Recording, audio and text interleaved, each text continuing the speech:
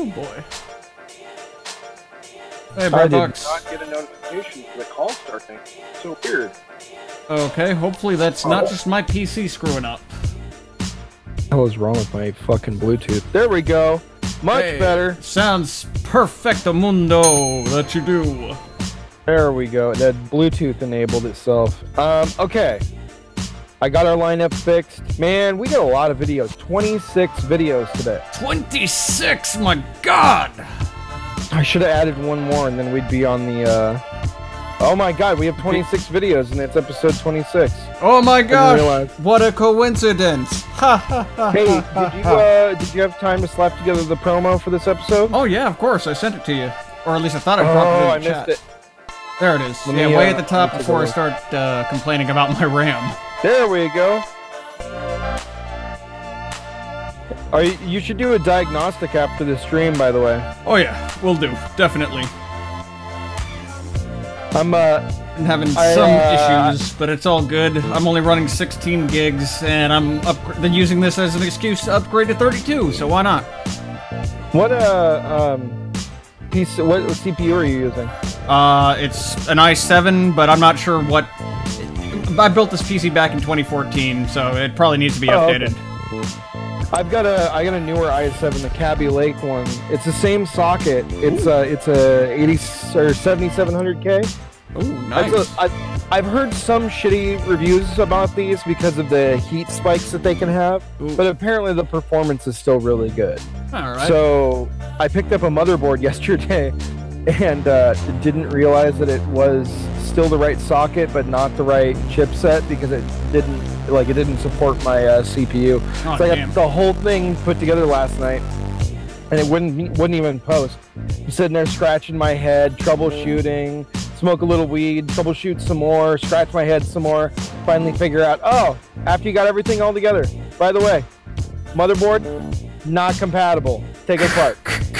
So after I get off work tonight, taking apart the motherboard, taking it back, exchanging it, and I'll go down to Fry's instead of Best Buy. Well, sounds like a good plan.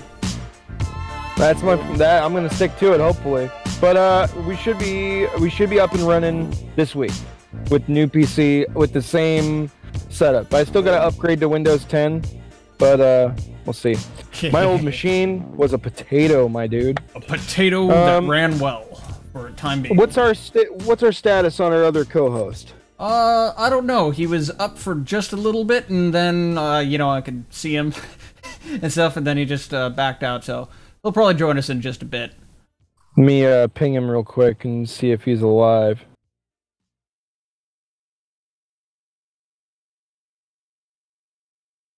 There we go. His name is so hard to ping sometimes, so I get confused. Still on the aestheticness. I love it. I need to get back on that. I haven't changed my name since October. Yeah, it's been a while. Been a while. I might actually change my full screen name, to be honest. Okay. I just haven't decided what to change it to. Coming up with names is always the hard thing. Well... By the way, we've been live this whole time, if you didn't know. Oh yeah, I realize. I'm just burning 5 minutes or so, seeing if we can give our co-host a second to get in if he needs to. Yeah, sounds my bad, exactly what there you go. There he is. All good, dude. No, dude, you're good. You're good. That's the nature of doing these types of live streams. That's just how it goes sometimes. Mm-hmm. Word. Well, it seems to be working good now. So. Yeah, dude. Okay, so we got a lot of news to cover. We have 26 clips, a couple long ones. We're gonna touch on a bunch of stuff that we saw last week, touch on a bunch of new stuff, and hopefully we don't bore our audience to death.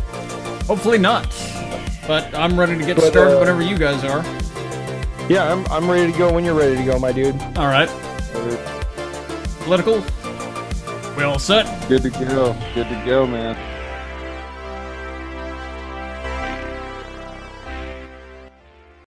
All quiet on the Western Front.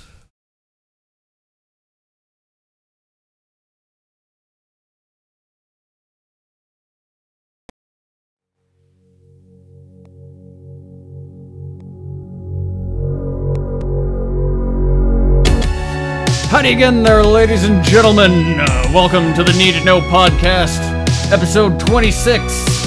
Coming to you live on this lovely, lovely Sunday, December the 16th. We got Breadbox with us. We got Political with us, of course. And I'm General Tweed. Y'all probably don't know, who cares? So, What up, please? guess what? I forgot to buy water. Oh, dude, my wife just went and got like 8 gallons. I'm drinking Diet Coke right now. I literally forgot to buy water. I went down to go grab some and I was like, oh crap. That happened. So let it be known, episode 26 was the episode where I forgot to buy water. Well, maybe someone can bring you something for your stocking. Oh, it sounds almost good. We're almost there for Christmas. All right. Righty then. So, we cover a lot of news out in North Korea, usually at the top of the show, and normally it's all about the diplomatic situation, but this week we're switching gears. I'm sure you guys have heard about 5G, all the conspiracies, all the good things, all the bad things. Oh, yeah. We might be getting it here pretty soon in the States, right? Yep.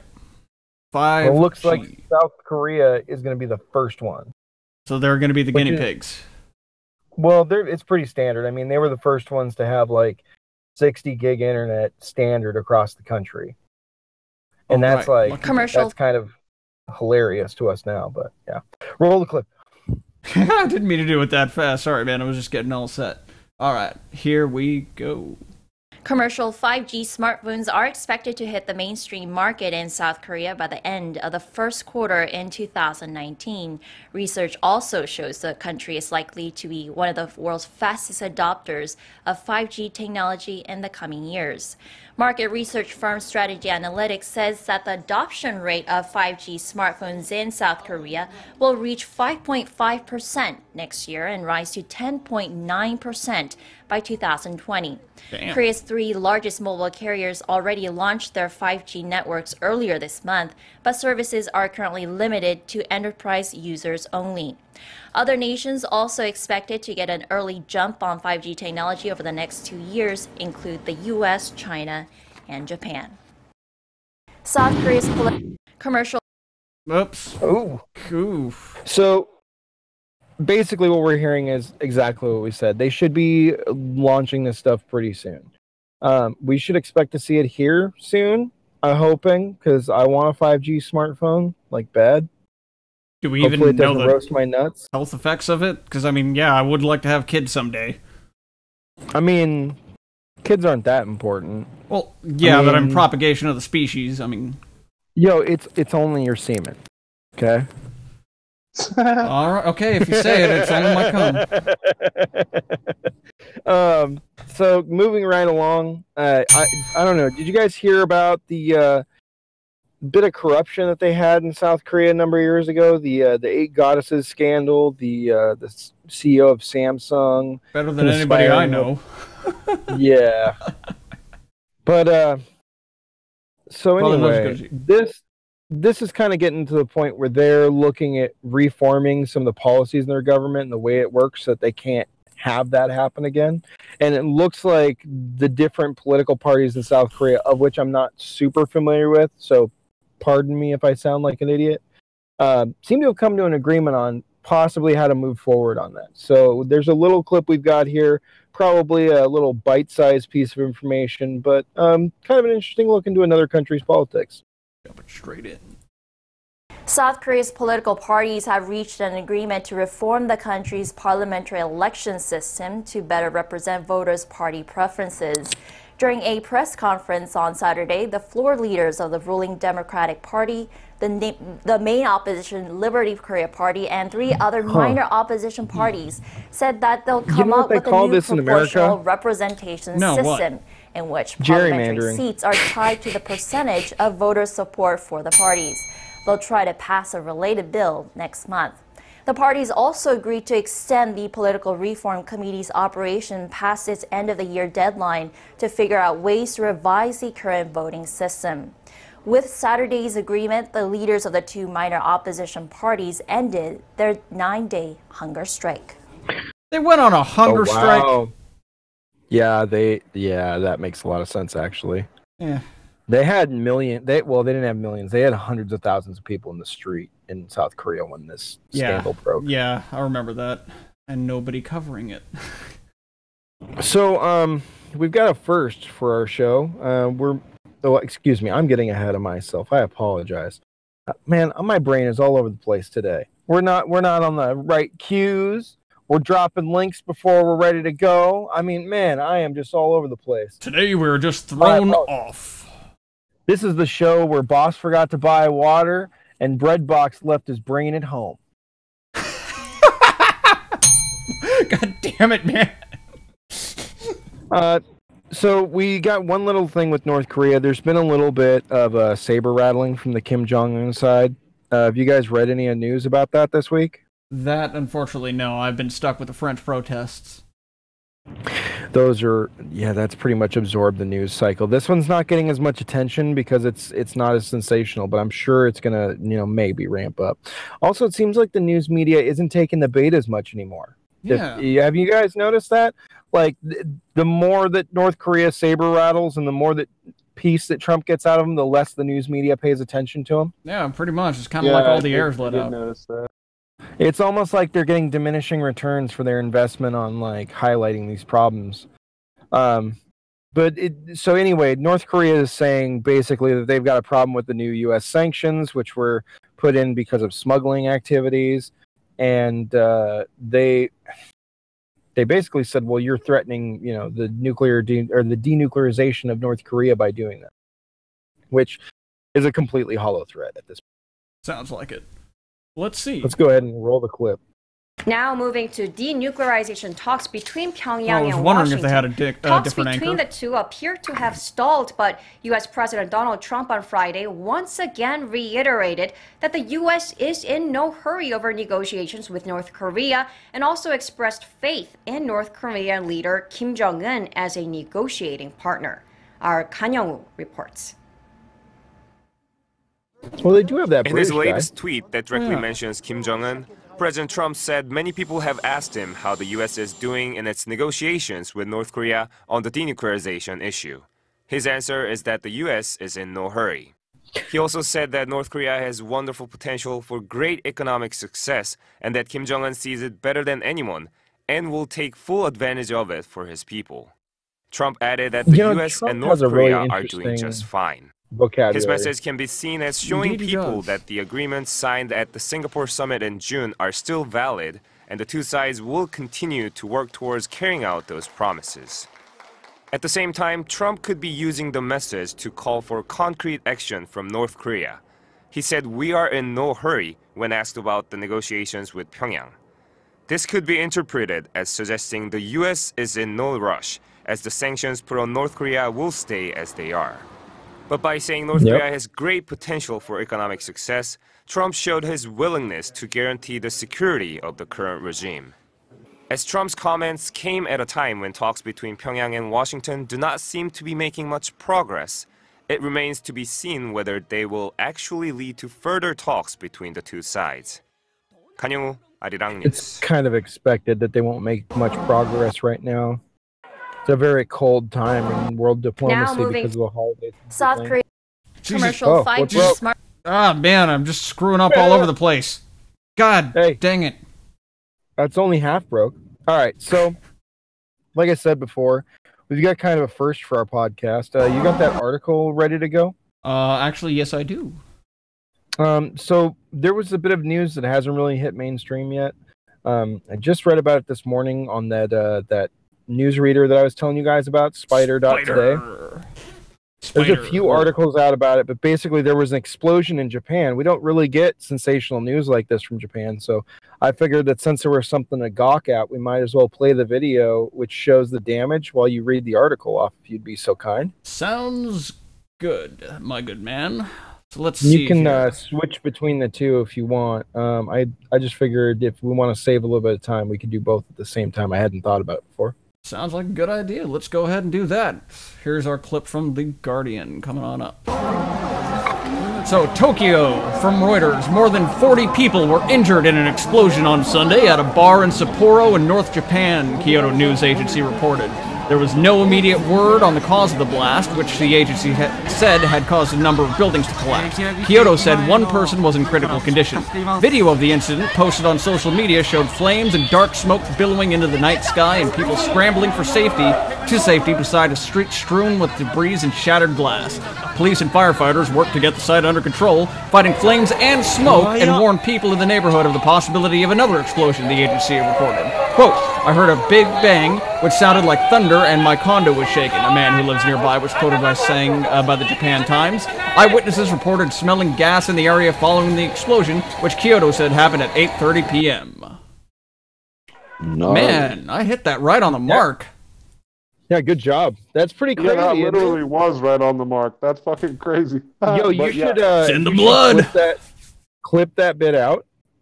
When you edit the show, clip out that section. We can upload it as our own little video. That sounds like an amazing idea. Thanks, The Guardian. Fuck yeah. Moving right. Well, I guess talking about that. It's really odd how little news is out about that, because 40 goddamn people and they have no idea what's going on. There's no speculation. Is this terrorism? Is it infrastructure problem? Nothing. Maybe we could speculate right now. I don't know. Rods of God, something like that. Well, probably not rods of God. I don't even have my tinfoil out. This doesn't. I'm hoping this doesn't get us kicked off of Twitch. But honestly, they don't have much of an immigrant issue, so I don't think they have much of a terrorism problem there in Japan. So I don't think that'll be a problem. Damn it. But it could be. You never know. There could be Japanese people that are ISIS members. I'm sure there's one or two. Gotta be. You got me rolling over here, bro. So, you want to take us into the yellow vest clip that you procured? Let's get out of the Asia Pacific and let's go to Europe and see how fucked up their shit is. All right, let's jump right into this, and this is going to be interesting to anybody who's been following the yellow vest protests.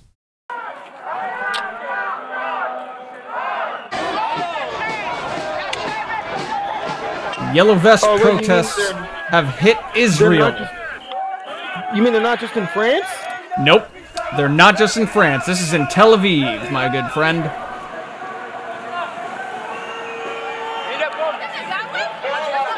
Seriously. It's hit Israel. Yeah, those are military police right there. Israelis don't fuck around.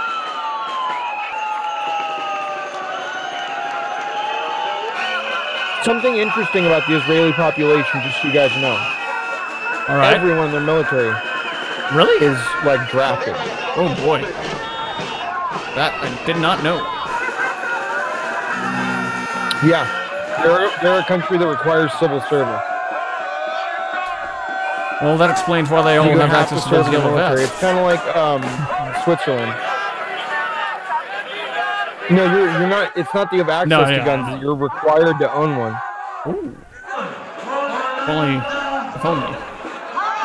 Mm-hmm. It should also be noted that Egypt has actually banned the sale of the yellow vests because they're so afraid of people starting to rise up there. I can confirm that. I saw that. That is hilarious.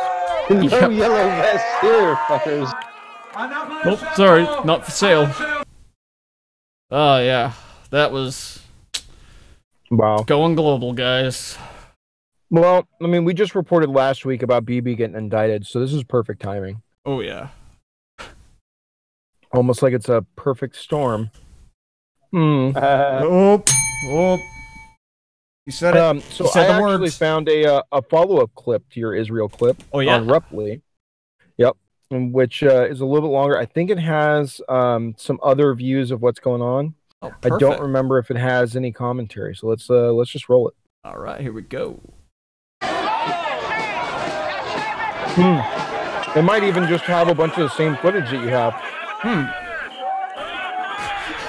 The episode where we showed the same clip twice. Skip ahead a minute and see what we got extra, because.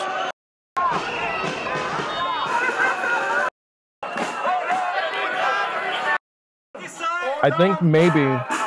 Yeah, we have more. Look.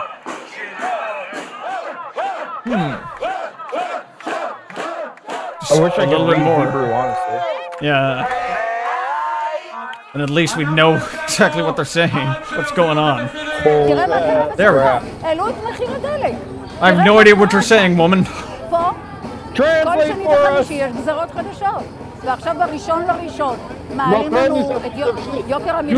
No, I recall this. Yeah, this is the clip. Then we'll get some English speakers in a moment.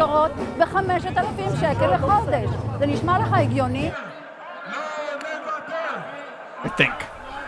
I come first There we go. of all because the corruption of our government.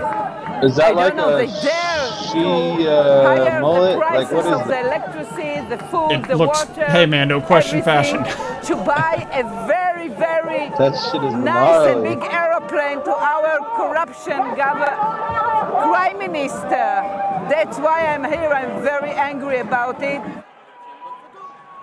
Ooh. So yeah, it's basically about the This Netanyahu vest corruption. is inspiration from France. I hope, I'm praying that we will be the same as they, because it's have a not marching enough drum, to too. shout. That's what I can say.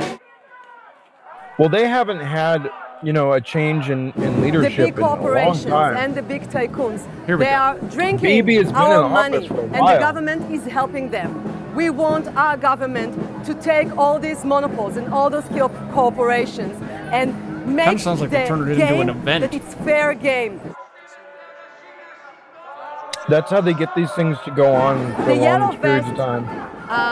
it's a great symbol because it symbolizes that there is a global network of citizens. That I don't know, use you guys democracy planning in on order putting to on yellow preserve vests the anytime rights soon? Of living in a fair Only deal. if Trump gets assassinated and something bad happens. Oh, okay. So here we go. So Bibi, here's the reason we've all heard about Bibi Netanyahu. He's been the Minister of Foreign Affairs in Israel since 1988. Boy. Excuse me, 1984. It looks like is when he was in. He was in 1984 the 7th permanent representative of Israel to the United Nations. So he served in the United Nations. Then he was the 12th Minister of Foreign Affairs. He assumed office, let's see here, in 2002. And he was there until 2003. Then he was there in 2012 to 2013. Then he was there in 2015. And he was also the 9th Prime Minister of Israel, in which he assumed office in 2009. Man, these are weird. So he's... Oh, I'm so confused. Is he... he's supposed to be... Yeah, he's the current Prime Minister. And he's been Prime Minister since 2009 total. This is so weird. The Prime Minister of Israel, assumed office in 2009. Kind of sounds like a very long time to be Prime Minister, if you ask me. Yeah, that's a pretty long term. That's like if we had Obama all the way through to now. But he's doing such a good job. No, you want to get that, what was that, the tax return thing? Tax return thing? Do you remember where he gave people like a tax return subsidy or something like that? No, I can't forget recall what that was called. It was like one year we all got like an extra like $600 on our tax returns funded by the government. It was really garbage. We wound up paying for it later. Oh, that's a surplus. Yeah, tax surplus. Yeah, the tax surplus was from the used car thing. Oh, well, shit, I didn't get a portion of that. Thanks, Obama. Thanks, Obama. All right. So, Saudi Arabia, we've been following this Khashoggi thing for fucking ever. Yep. Last week we were talking about Pompeo. He was saying that Senate was looking like they might undercut us. Well, looks like they did vote to undercut. So we are pulling out of Yemen completely. Senate, or at least the Senate claims they voted to pull us out of the war completely. That's what the media would like to have you believe, and that's well, why don't you guys watch? You'll see. We have breaking news from the U.S. Senate. They have unanimously passed a resolution to withdraw American military assistance for Saudi Arabia's war in Yemen. They also approved another resolution holding Saudi Crown Prince Mohammed bin Salman responsible for the murder of journalist Jamal Khashoggi. I just spoke with Tennessee Senator Bob Corker this morning about whether he feels the Crown Prince of Saudi Arabia, Mohammed bin Salman, has received adequate punishment for his alleged role in the killing of that journalist, Jamal Khashoggi. It's an exclusive you'll only see right here on MSNBC. Do you think that Saudi Arabia has been punished enough for what happened in the killing of Jamal Khashoggi? No. And so we have a difficult situation here. I mean, we have a relationship with a country. I think people blow out of proportion its importance, but it is a relationship that we've had for decades. We've got a crown prince that's out of control. I was in the most recent intelligence briefing, the most crisp and clear intelligence briefing I've been a part of in 12 years, by far. If he was before a jury, the crown prince, he would be convicted, in my opinion, in 30 minutes. Okay, I've never seen such compelling evidence in an intelligence briefing. Never. So you cannot have a crown prince who's 33 years old feeling that he's able to get away with murdering a journalist inside a consulate. You cannot let that stand. And MSNBC correspondent Garrett Haake joins us now from Capitol Hill. Garrett, take us through what we just saw unfold on the Senate floor. His name was separate. So, Casey, not one but two separate rebukes for the administration on their policies on Saudi Arabia and Yemen, and quite a strong rebuke to the Saudis and to the Crown Prince especially. The first is this resolution that was passed, not unanimously, but with bipartisan support, which says the U.S. needs to get out of helping Saudi Arabia in their war in Yemen. It also rebukes the Crown Prince, rebukes the Saudis for their role in the Khashoggi killing. That resolution, while a strong bipartisan statement, and is backed by Bernie Sanders and Mike Lee, about as ideological opposites as you're liable to find in this body, that's not going to go anywhere in the U.S. House. The stronger statement on the Khashoggi killing specifically came from the resolution that was put forward by Bob Corker, saying the United States Senate rejects this killing, condemns it in the strongest possible terms, and the Senate finds the Crown Prince of Saudi Arabia, Mohammed bin Salman, responsible. Regardless of what any other body in the United States says, the U.S. Senate is now on the record as a body. They did this by voice vote, which is not quite as powerful as doing it unanimously, or by unanimous consent. However, it's about as strong, and it essentially says the U.S. Senate is locked in on this. We're going to hold the Crown Prince responsible, regardless of what anybody else in the U.S. government or the president might say.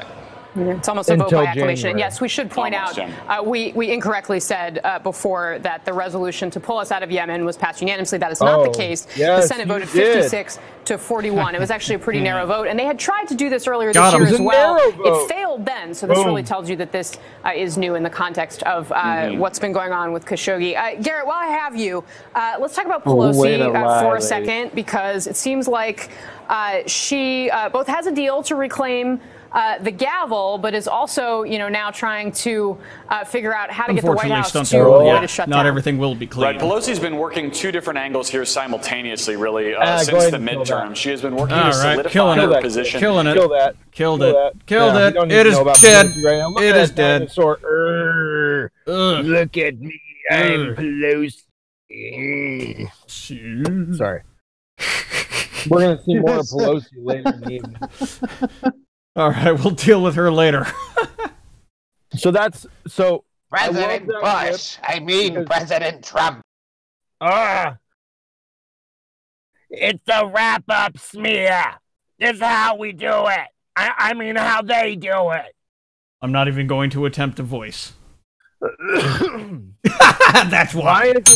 Why is it that she always sounds like the Jewish woman that married the butcher? Because she's female Emperor Palpatine. Oh yeah, there we go. Oh, that was. I mean, crap! Just look at that. Female Emperor Palpatine. All right, so where are we sitting with this clip? Basically, the Senate said, "Hey, Saudi Arabia is fucking up, and we should get out of the Yemen war." I actually can't tell if from that clip that they actually passed a resolution. To be quite frank. Yeah, the way that MSNBC reported that is horrible. what it sounded to me was like they just basically put together a memo and voted on whether or not they approved the memo. Didn't we have a campaign to release a memo once? Good times. Yeah, we did. Good times. Good times. All right. So moving on, I thought it would be interesting to actually hear from the senators, especially one Lindsey Graham, because he's been pretty ardent about this and he's been in the news lately. And, once you get an opinion of someone, you kind of want to see what they are on different issues. So I figured we'd play that. And then we actually have a rare clip of Erdogan talking about the Khashoggi killing. Ooh, perfect. Or rather, Press TV talking about Erdogan, talking about the Khashoggi killing. So our legislation doesn't say it's the end for our relationship with Saudi Arabia. That's not what we're saying. But we are saying that Saudi Arabia has to change. And that's our motivation. Which is important. I don't know what the president says. The current relationship with Saudi Arabia is not working for America. They have been strategic allies and could be in the future. But right now, it is more of a burden than it is an asset. And why do I say that? This country, led by the de facto leader as the Crown Prince, has been a wrecking ball. And the Khashoggi incident is just one of many, but the most egregious. I'm never going to let this go until things change in Saudi Arabia. This is coming from the biggest supporter of the relationship in the past. This is a serious national security issue, and that's why it's essential that we send a message giving our administration more leverage as they try and press the Saudis to negotiate in Sweden in good faith. And moving forward, we all know that the only conclusion, the only end to this horrific situation is going to be through a negotiated settlement. That's what all of us want. So they just talked about it, but didn't do anything. I wonder what that's going to be. An angry letter. Basically. Do you remember an angry letter signed by 13 Democrats? Oh, yeah. I remember 13 angry Democrats. No, not the 13 angry Democrats. The ones from the what was it, the Congress? They signed a angry letter, sent it to it was Iran or Syria. That's what it was. They sent it to Syria. Oh. They bypassed Trump on international policy. It was pretty weird. They shouldn't be doing that. Honestly, should not be doing that. Oh, I completely agree. So you guys ready for Erdogan? Oh, yeah. I'm not. Meanwhile, Turkey's president says that people close to Saudi Crown Prince Mohammed bin Salman were involved in the murder of Saudi journalist Jamal Khashoggi. Recep Tayyip Erdogan told a judicial conference of the Organization of Islamic Cooperation that audio recordings from the Saudi consulate in Istanbul show the connection. Erdogan also disputed a Saudi's claim that the murder was unplanned. And he said the perpetrators carried out the instruction for Khashoggi's murder professionally. God, nobody can get his name right. Yeah, I know. I can't get his name right either. Even their own intelligence chief says this is horrible and that Khashoggi was drugged. He says this can't be done. Why? The man in the audio clearly says, I know how to cut. Why? Because he's a forensic expert. This man is also a high-ranking soldier. These are all in the audio recordings. Man, he's not even cutting corners. Erdogan said Turkey has already shared the recordings with intelligence officials of the U.S., Canada, France, and Germany. He also criticized Riyadh for changing its accounts of what happened to Khashoggi in the consulate. Erdogan said Turkey, quote, is not dumb and knows how to hold people accountable. Khashoggi was murdered on the 2nd of October. Saudis have confirmed the killing but denied that Mohammed bin Salman was in any way involved.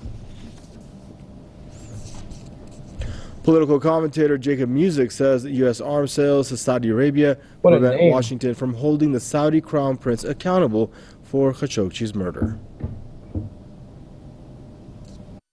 American interests, i.e. economic, militarily, and in terms of their foreign policy, all of those policies rely very heavily on the Kingdom of Saudi Arabia in that region.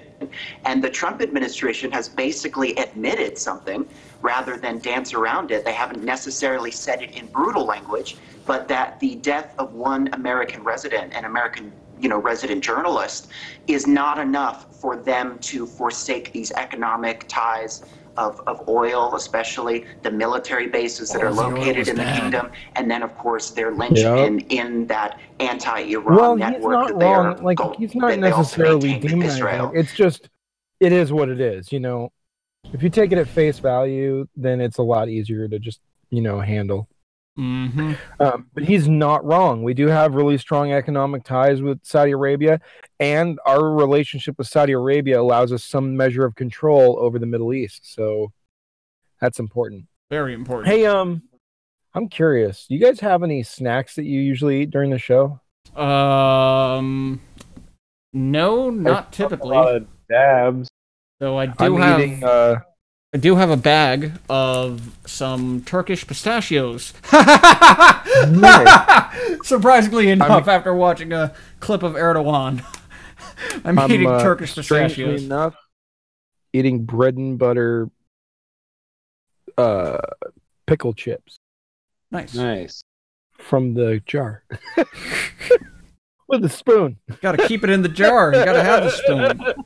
You're not eating them with a spoon. You just don't have the class. Hey, Breadbox, what are you eating? Sauerkraut from the can? My bad. Oh, boy. All right. Let's see where we're going with this. Switching gears here.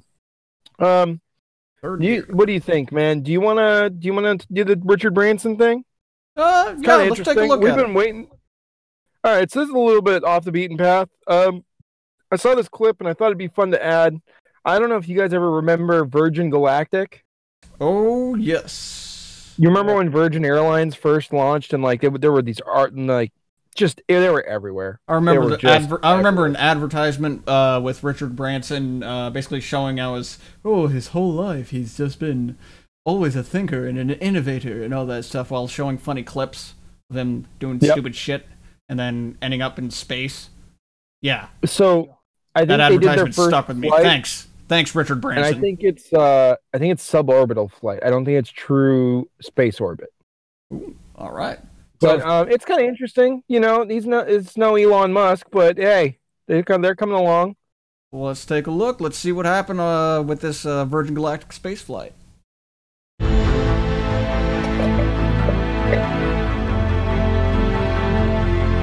They showed this. Well, then again. Well, today, Virgin Galactic got one step closer to sending tourists to space. The company, co-founded by Sir Richard Branson, launched a commercial rocket to the edge of outer space for the very first time. It was manned by 2 pilots. The test flight traveled 271,000 feet up, about 51 miles. Sir Richard Branson joins us now from the Mojave Desert in California. So, Mr. Branson, tell us about today's launch. It's the 4th test flight of this Spaceship 2. What's really your biggest goal here? Does it sound like she wants to suck his dick? Well, look, today was, as you say, an historic day. No comment. I think this is the first spaceship company to actually put somebody into space from American soil since 2011. And we are the first of the commercial spaceship companies to put people into space. So there's a lot of very excited, happy people here. So we'll do another 2 or 3 test flights like this into space. We'll then move the whole operation to New Mexico to the beautiful spaceport that's been built there. Then I plan to go up into space, and very, very excited to look forward to that next year. But $20, and then we'll start putting the hundreds of astronauts who signed up to go into space with us into space. And then over the next few years, we're building a number of new spaceships. That was definitely Richard Hopefully, we'll be able to put quite a few people who are watching this program one day into space. And people are so excited about this, but like all other space programs, you've had setbacks, including a crash 4 years ago that killed a pilot. What did you learn from that? Space is hard, and test pilots are incredibly brave people. And there are some things that you can only land actually in the air. You can't learn everything on the ground. So in the last 4 years, we've worked extremely hard to try to make absolutely sure that the program is safe for test pilots, but also ultimately, even more importantly, safe for the public. And I think that we feel very good, very confident that we've got it right now. People are so excited that there is this push to focus on space. You, Elon Musk with SpaceX, Jeff Bezos with Blue Origin. Of the three of you men, who is going to make it to really get this efficient and safe manner for space travel and space tourism? Well, I hope all three of us will get there. There are so many people who would love to go to space that I don't see it as a space race as such. Although obviously we're glad to be the first to put people up there. You never see something as a race unless you're actually the first. I like this dude. Jeff is running a very similar kind of company to us. I told you. Just wait till a very different experience for the passengers. So he will be land-based rocket. Ours is a spaceship that flies and comes back down on its wheels. His comes back down on the parachute. They're both, I think, very valid. I think they'll both be tremendous experiences for people. And my guess is that people will want to try both if they can afford it. And it comes with a pretty expensive price tag, I should say. When can regular folks be able to travel at one point the way it would, buying an economy class airline ticket? It's very similar to the 1920s with commercial flights across the Atlantic. It costs a very similar price to what we're spending today to put people into space. But over the years, the price of crossing the Atlantic came down and down and down. And if we can get enough spaceships built and flying, I'm really hopeful that a lot of people watching your program one day will be able to go to space. And that's our aim, is to try to make it safe and affordable for as many people as possible. And today was a very important milestone along that road. And Richard, I'm curious, when will you be taking your first flight? I'm itching to go. My guess is my guess is within 6 months, and I think I can pretty confidently say that today. All right, we look forward to it. Richard Branson, thank you very much for joining us. Thank you. He is a bit known for being crazy. I mean, he has private islands and stuff. Did you ever see that video of him where he's like, it's like an MTV Cribs video, kind of, where they go to his house and he's like, oh yeah, and here's my patio, and there's Mariah Carey in my hammock. No, I hadn't seen that, but now I've got to look it up. So funny. Oh my God. Richard Branson is hilarious. Although I think he's the lesser of the two Richards. I prefer Lord Britain or Lord British. Richard Garriott? Is that his name? I don't know. The creator of Ultima Online. Okay, now it's starting to kind of ring a bell. I figured it might. All right. So Virgin Galactic first space flight. That's kind of cool. That's a first, I guess. Commercial space flight with passengers. We don't have that. Elon Musk is probably watching and going, I gotta fix that. Yeah, he's got to hit another joint with Joe Rogan. Well, that's not true. He's sent people to the space station, hasn't he? Or does he just send cargo? I think it's just cargo at this point. Cargo so far, yeah. I think you're right. All right. Whew, are you ready to get into the yellow vest stuff in France? Yep. Let's do it. So, during the yellow vest protest, there was a shooting at one of the Christmas markets in France. And this is kind of like a running theme throughout most of Europe except for Poland. Because of the massive amounts of immigration they've taken in, they have a huge portion of their population that's not a big fan of Christmas. So France and Germany both have soldiers out in the street. They've limited their holiday celebrations, and this is one of the reasons why. Let's go ahead and roll the clip.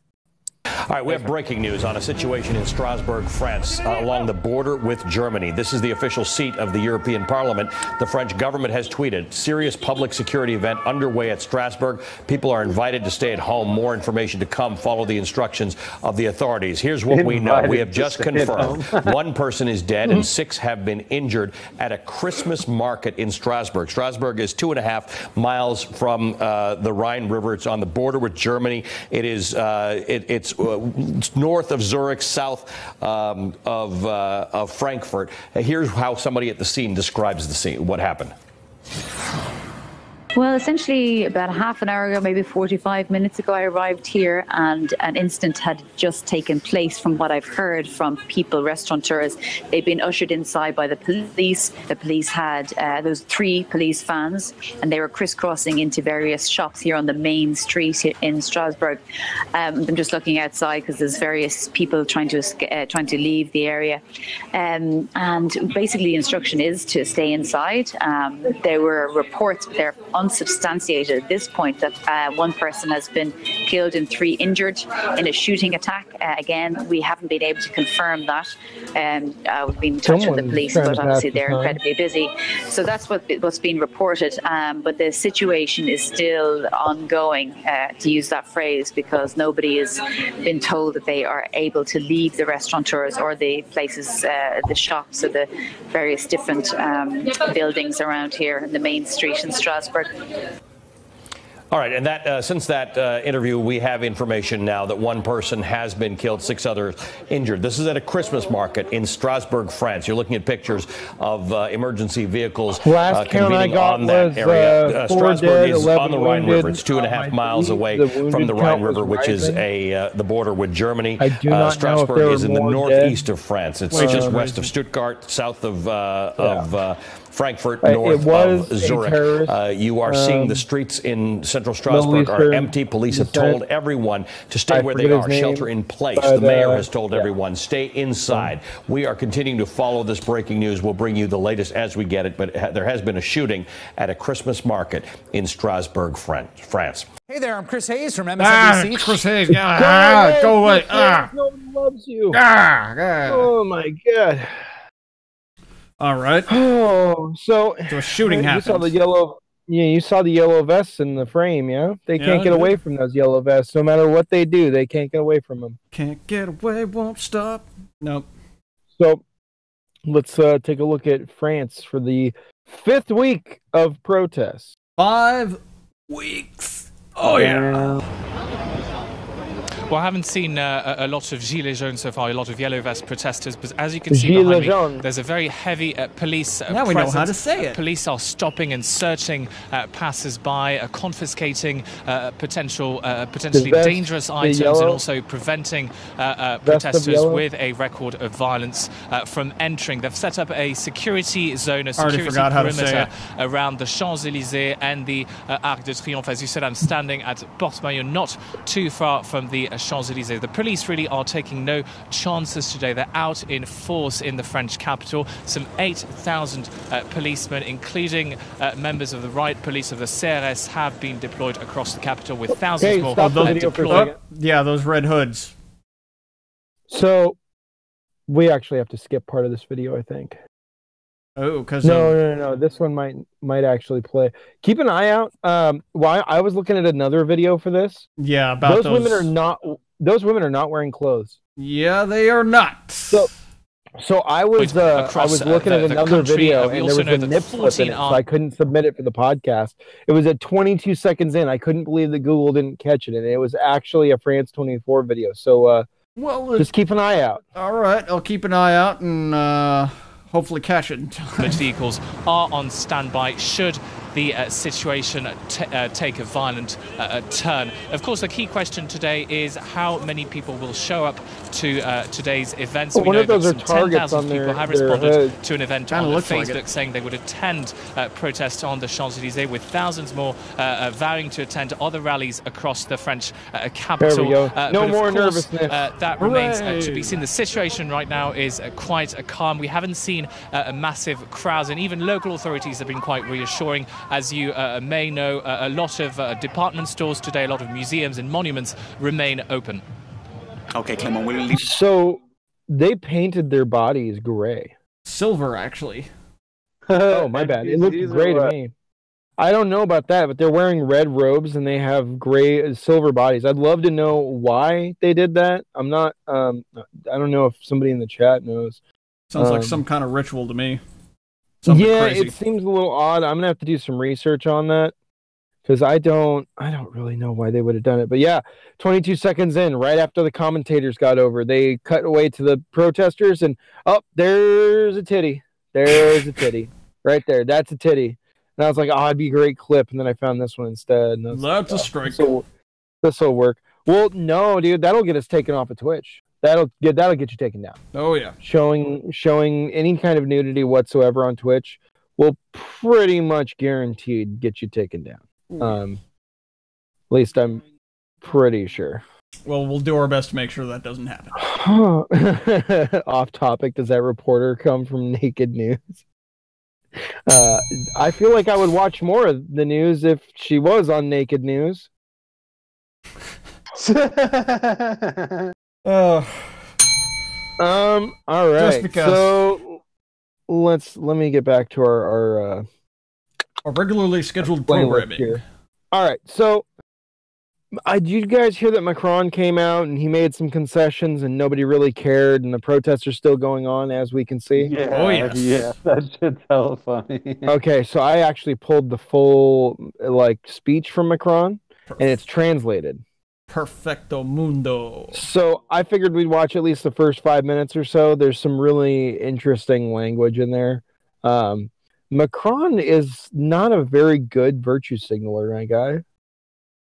I would. Yeah, he kind of sucks. He reeks of. He thinks he's an elite. That's his.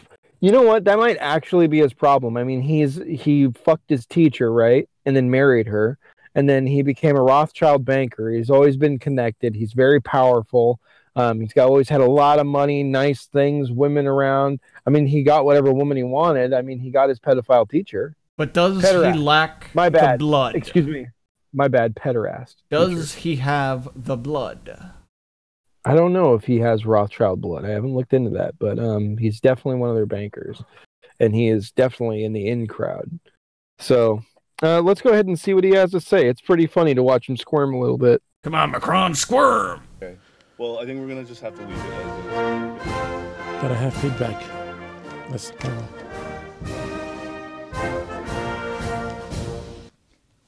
Françaises, Français.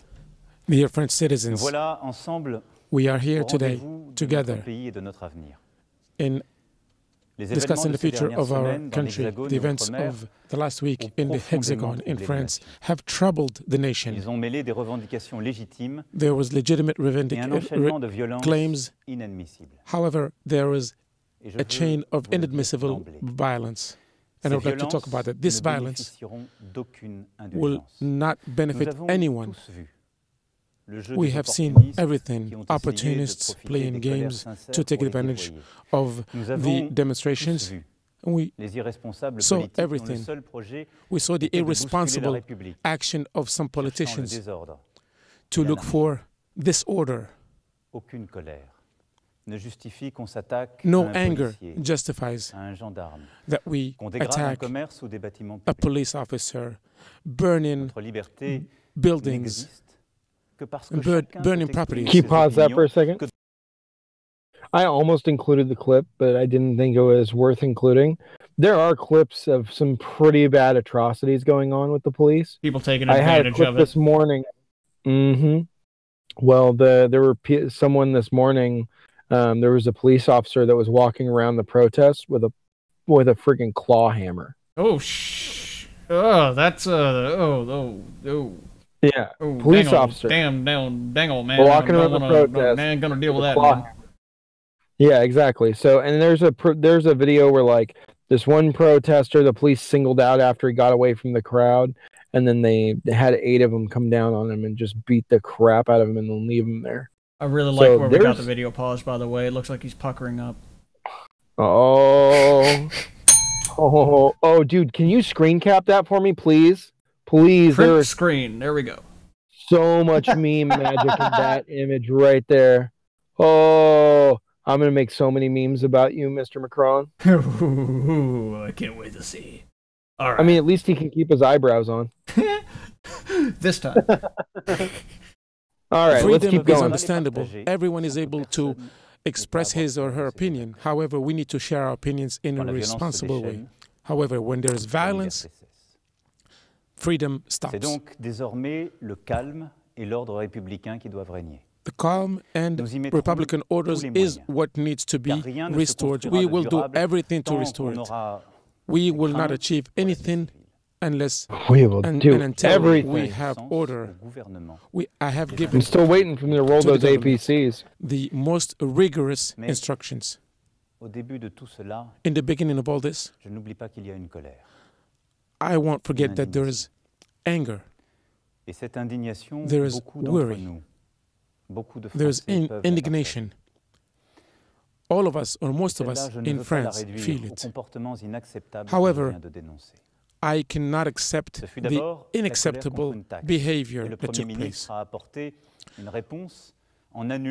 The anger was about the gas tax, and the Prime Minister responded to that by cancelling the gas tax. However, I feel the anger. Give us another chance. Give us another chance. Give a chance to the couple that needs to wake up in the morning and travel for a couple of hours to work far away from their outside home. protesting Give the single woman, the single mother, who is the outside chance protesting you with her children to make ends meet. We have to take this into account. We have to take into account the retired who have built their lives, who are also outside protesting, and worked all their lives and cannot make ends meet. We've seen all these people out there. This fragile situation puts us in a handicapped situation. These people have been suffering, and not since yesterday, since a long time ago. We have seen this. You have done nothing to make it work. And this is happening right now as if we were forgetting about all these people. Can you believe this? 40 people, 40 years of anger, 40 years of worry is what is taking place, is what is happening right now. Wrong. A democratic worry, a democratic state of mind that is really being destroyed. He's like and a barricades have been sphinx. built His to tie is fucked up. face and to demolish our democracy. Going a little bit to the left. We didn't know maybe I wonder about if he's a year wearing and a half pants. how to answer to this crisis. And I'm taking my part of the responsibility. I don't think he's wearing a French cuff shirt. Maybe in the beginning I gave you the impression that I didn't care. But that's not true. Maybe I've hurt some of you. That was not my intention. I want to be clear tonight. I know. If I have fought in order so to French. shake the political system in place, No, it you is have precisely not. because I had I to do believe something in to this shake the country that I political love system. and my legitimacy. I don't take it His out of any legitimacy. title or any party. I get my legitimacy and my right from you. I want to. All right, so pause that for a second. Fine. So he believes in the French people because he gets his legitimacy from the French people. So you guys can't hate me because you elected me. So deal with it. That Pretty much. sounds like bullshit.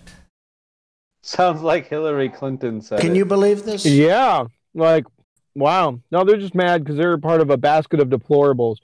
Fuck you, Macron. Fuck this guy. We want to move on? You know what? Why not? We can already tell why people were upset with them. They made some concessions. We've got the full video on our show notes, but we got a lot to get through, and we're already an hour deep. Oh, yeah. So if you guys are ready, let's see where we're at here. Oh, right. We're changing countries again. We've actually got a short clip here. Did you guys hear about Australia recognizing, quote, West Germany as Israel's capital? Yeah, I heard. Let's watch the clip. I got some ideas about that. All right, here we go. Australia has decided to formally recognise West Jerusalem as Israel's capital. The move reverses decades of Middle East policy. Israel has always considered all of Jerusalem as its capital city and would like to see all foreign embassies based there. The Australian Prime Minister Scott Morrison announced the new development on Saturday. Australia now recognises West Jerusalem being the seat of the Knesset and many of the institutions of government is the capital of Israel. West Jerusalem is the capital of Israel. So not the whole town. And we look forward to moving our embassy half. to West Jerusalem when practical in support of and after final status determination. Australia's decision mirrors the policy of Washington. Last year, President Donald Trump drew widespread criticism by recognising the ancient city as Israel's capital and moving the US embassy there from Tel Aviv. So, as you can imagine, he's getting widespread criticism for saying West Jerusalem. West. What's wrong with the East? What's wrong with the eastern part of Jerusalem? Well, one group, aka our side, basically, you know, the side that's like pro-Trump and everything like that, is like, oh, why did you say West? Why isn't it just Jerusalem? And then the other side is like, why does Jerusalem have to be Israel's capital? Isn't that racist and a little bit, you know, that's just not politically correct, guys. Ow. I don't know. I don't know. It's not my job to think for them. I just know what their talking points are. I just don't think they make sense to me. We just can't understand the logic. Yeah, I don't understand what drives people to think that those are good ideas, but I've had stupid ideas in my day too. Yeah, me too. Such as the soundboard here. I mean, you know, we still might be able to get that thing to work. I just haven't put much thought into it because I'm rebuilding my machine right now. We're all in the middle of building all the machines. I think the only one of us that has a fully working PC that's ready to go is Political. All right, Political. And you just looks like you're up for backup stream duties. Right.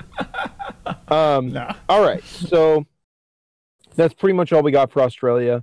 I wanted to cut that real short because it's a real small piece of news, but we're going right back into Brexit talk. And I thought we should open with Theresa May at the Parliament taking her beatings. The Minister is trying to buy herself one last chance to save this deal.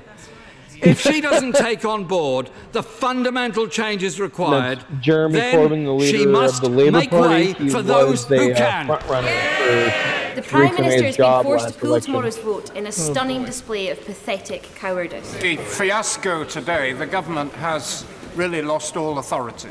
And let me just say that I and my colleagues will fully support the Leader of the Opposition if he now proceeds to a no-confidence vote, as duty surely calls. We still, even now, don't even know when she wants to bring this vote back, or even what she wants the deal to be. Does she not realise how chaotic and ridiculous this makes our country look? She's handed over power to the people that she's going to negotiate with over there in Europe.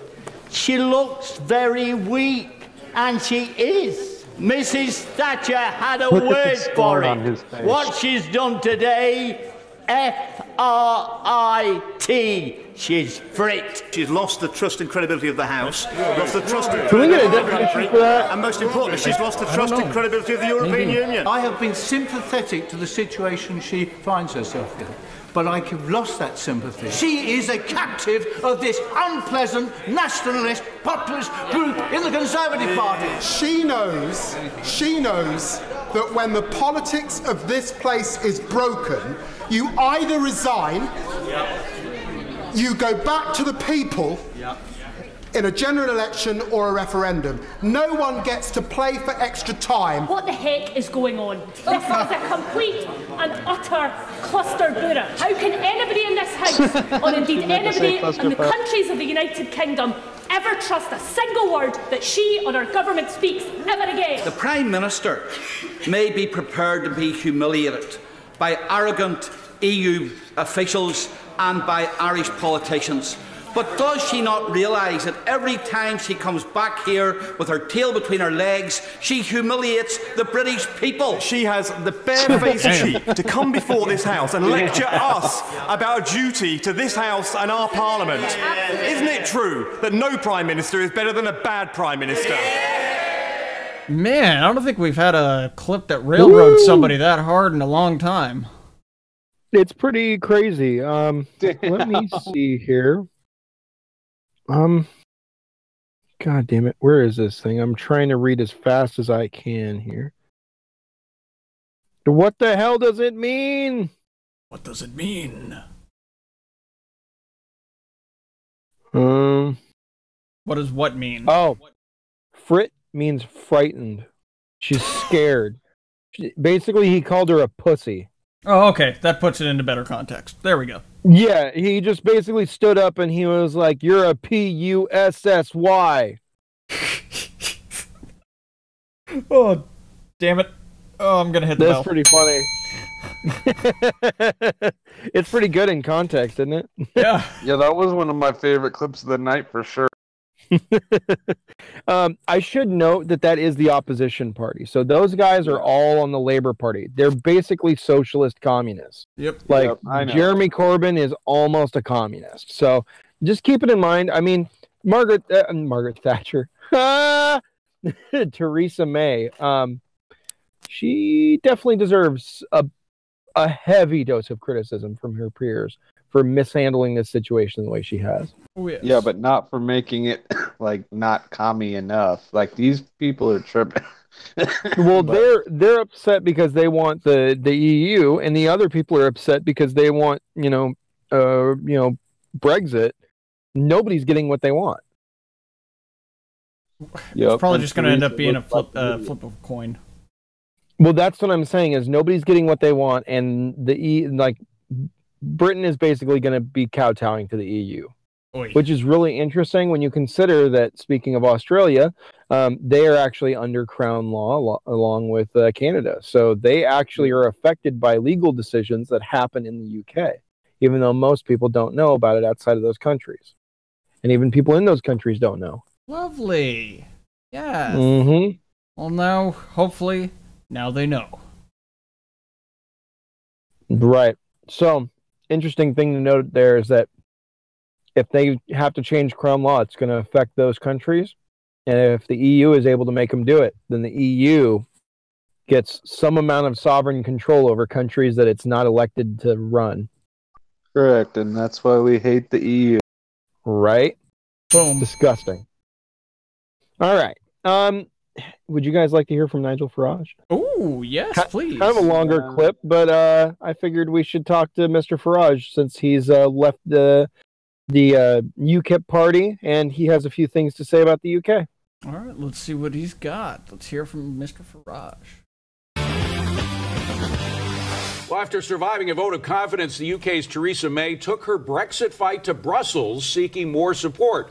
A new vote on Brexit could take place as soon as January, but the EU is making it clear that they're not going to renegotiate a deal. So what happens now? Let's ask European Parliament member Nigel Farage, who's usually very shy about giving his own opinions on these things, but since he's in Brussels, I think he's more motivated to do so.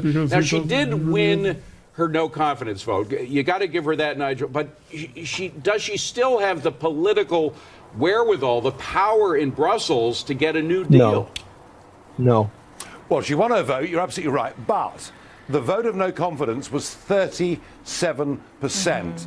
And given that over a third of the vote are ministers and on the government payroll, of the backbenchers, a majority voted against her. Now, one thing's clear. At the end of a big dispute, if the losing side don't accept it, it hasn't gone away. What I've seen today are the losing 37% getting even more mutinous in their language against her. So she came here today having won a victory, but not a particularly decisive one. Let me tell you, I've been in that building behind me today, in the European Council. I mean, the UK is now a laughingstock because she's come here on bended knee saying, please, please, can I get some legal concessions on the withdrawal agreement I signed with you 3 months ago? And guess what? The German Chancellor, Angela Merkel, weakened though she may be, but don't forget the Germans run Europe, of course they do, said there are no concessions. So she is getting nothing out of tonight. Wow. She will go back to London tomorrow, further humiliated. And I can, honestly, I tell you, this deal she's signed is not passing in Westminster. Nigel, I'm glad you mentioned the reception today and her inability to negotiate. It seems to me that she has really not played a very strong hand, and she has a pretty strong hand, beginning with the fact that UK runs a pretty hefty trade deficit with the EU. Are those companies in Germany and France completely immune to the idea that they may lose that trading relationship and it's going to hurt them worse than it might hurt the UK? Well, of course that's right. You know, I mean, 1 in 3 German motor cars that are sold outside Germany are sold to the UK. We are their biggest customer. Do you know, last year we bought 20 million bottles of French champagne. We buy Belgian chocolate.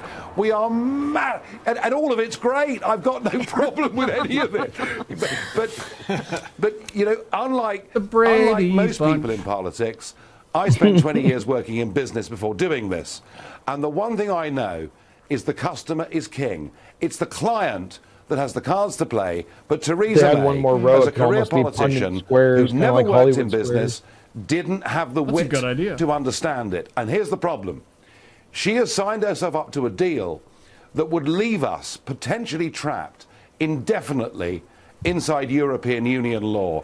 That is why not only has she failed as a negotiator totally, but it's why this deal cannot get through. And that then opens up in January a range of possibilities, some of which are not very pretty. Nigel, let's talk about the possibilities, because you said the customer is always right. So let's talk about the customers and the Brexiteers, because they don't want this middle ground, or whatever you want to call Theresa May's negotiated deal with the EU. They don't want the no deal, hard Brexit. So what do they want? Well, hang on a second.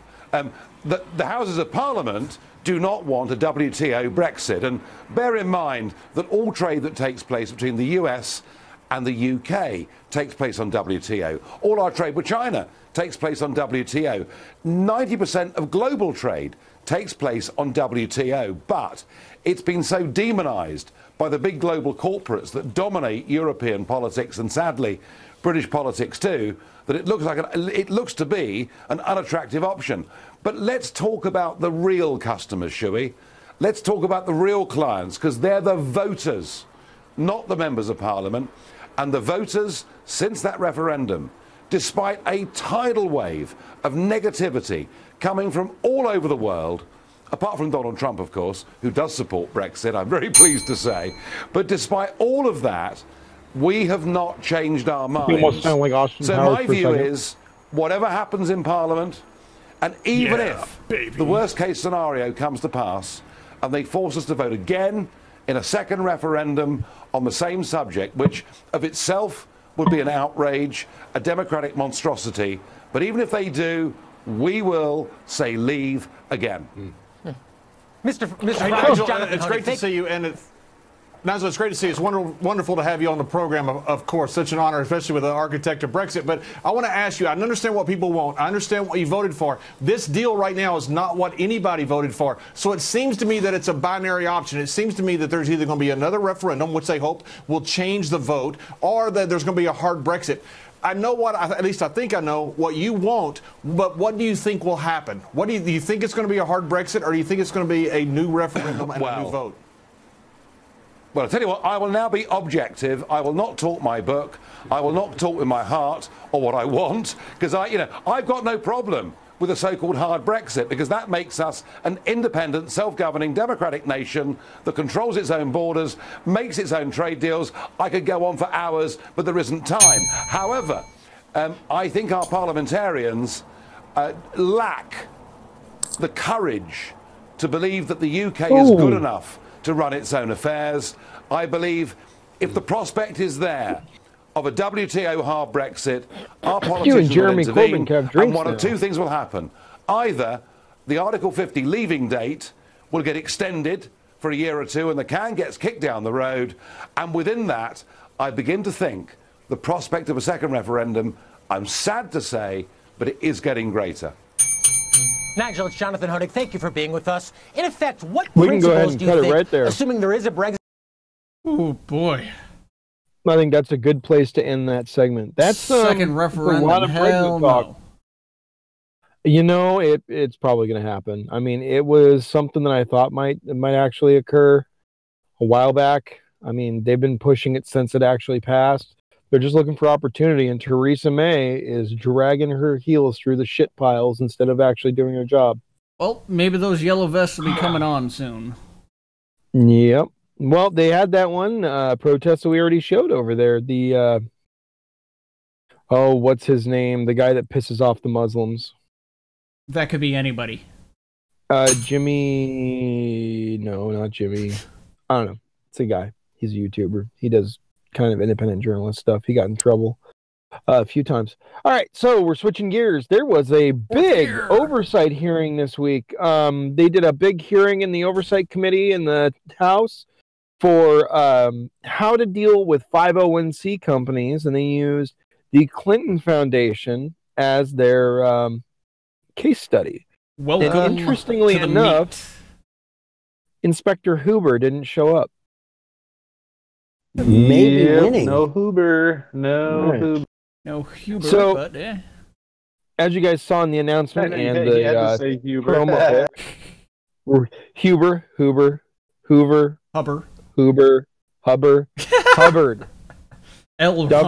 Hubbard. Maybe he has rhymes. Is that bad? I don't know. I don't know. We'll come up with a rhyme later. So I figured we would start, with our Steadley, Tommy Robinson our for the prime- win.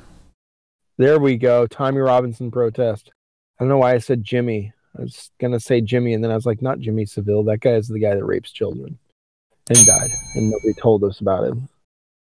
Horrible. So, on to the Clinton Foundation. Let's see Tom Fitton basically give the Clinton Foundation a 1-2 on the House floor of the Senate, or the House floor of the Congress Oversight Committee. Bring on the railroading. There is enough evidence to warrant serious investigations of the Clinton Foundation. Boom. And there is evidence that, in addition to this, that the Clinton Foundation investigations that may have been taking place during the Obama administration were suppressed by the Justice Department. Boom.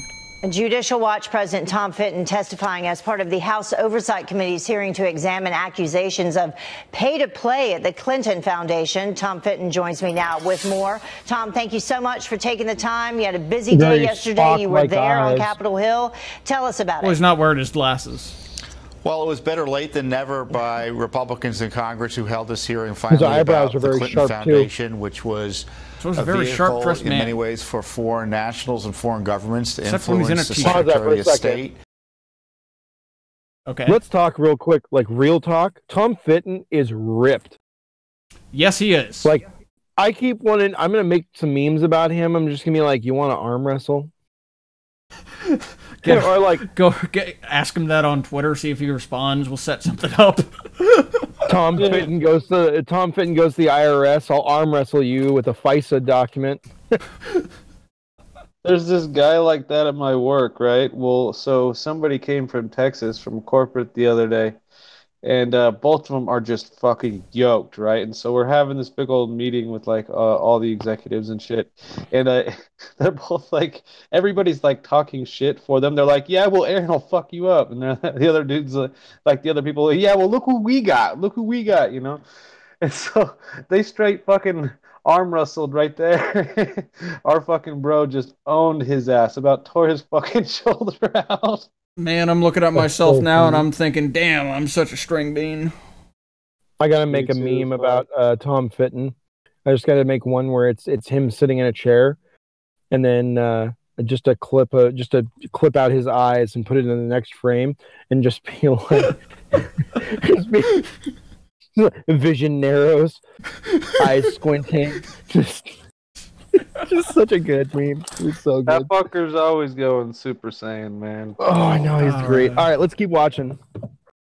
You know, when she was put forward as Secretary of State, there were concerns about what was going on with the foundation and Bill Clinton's speeches.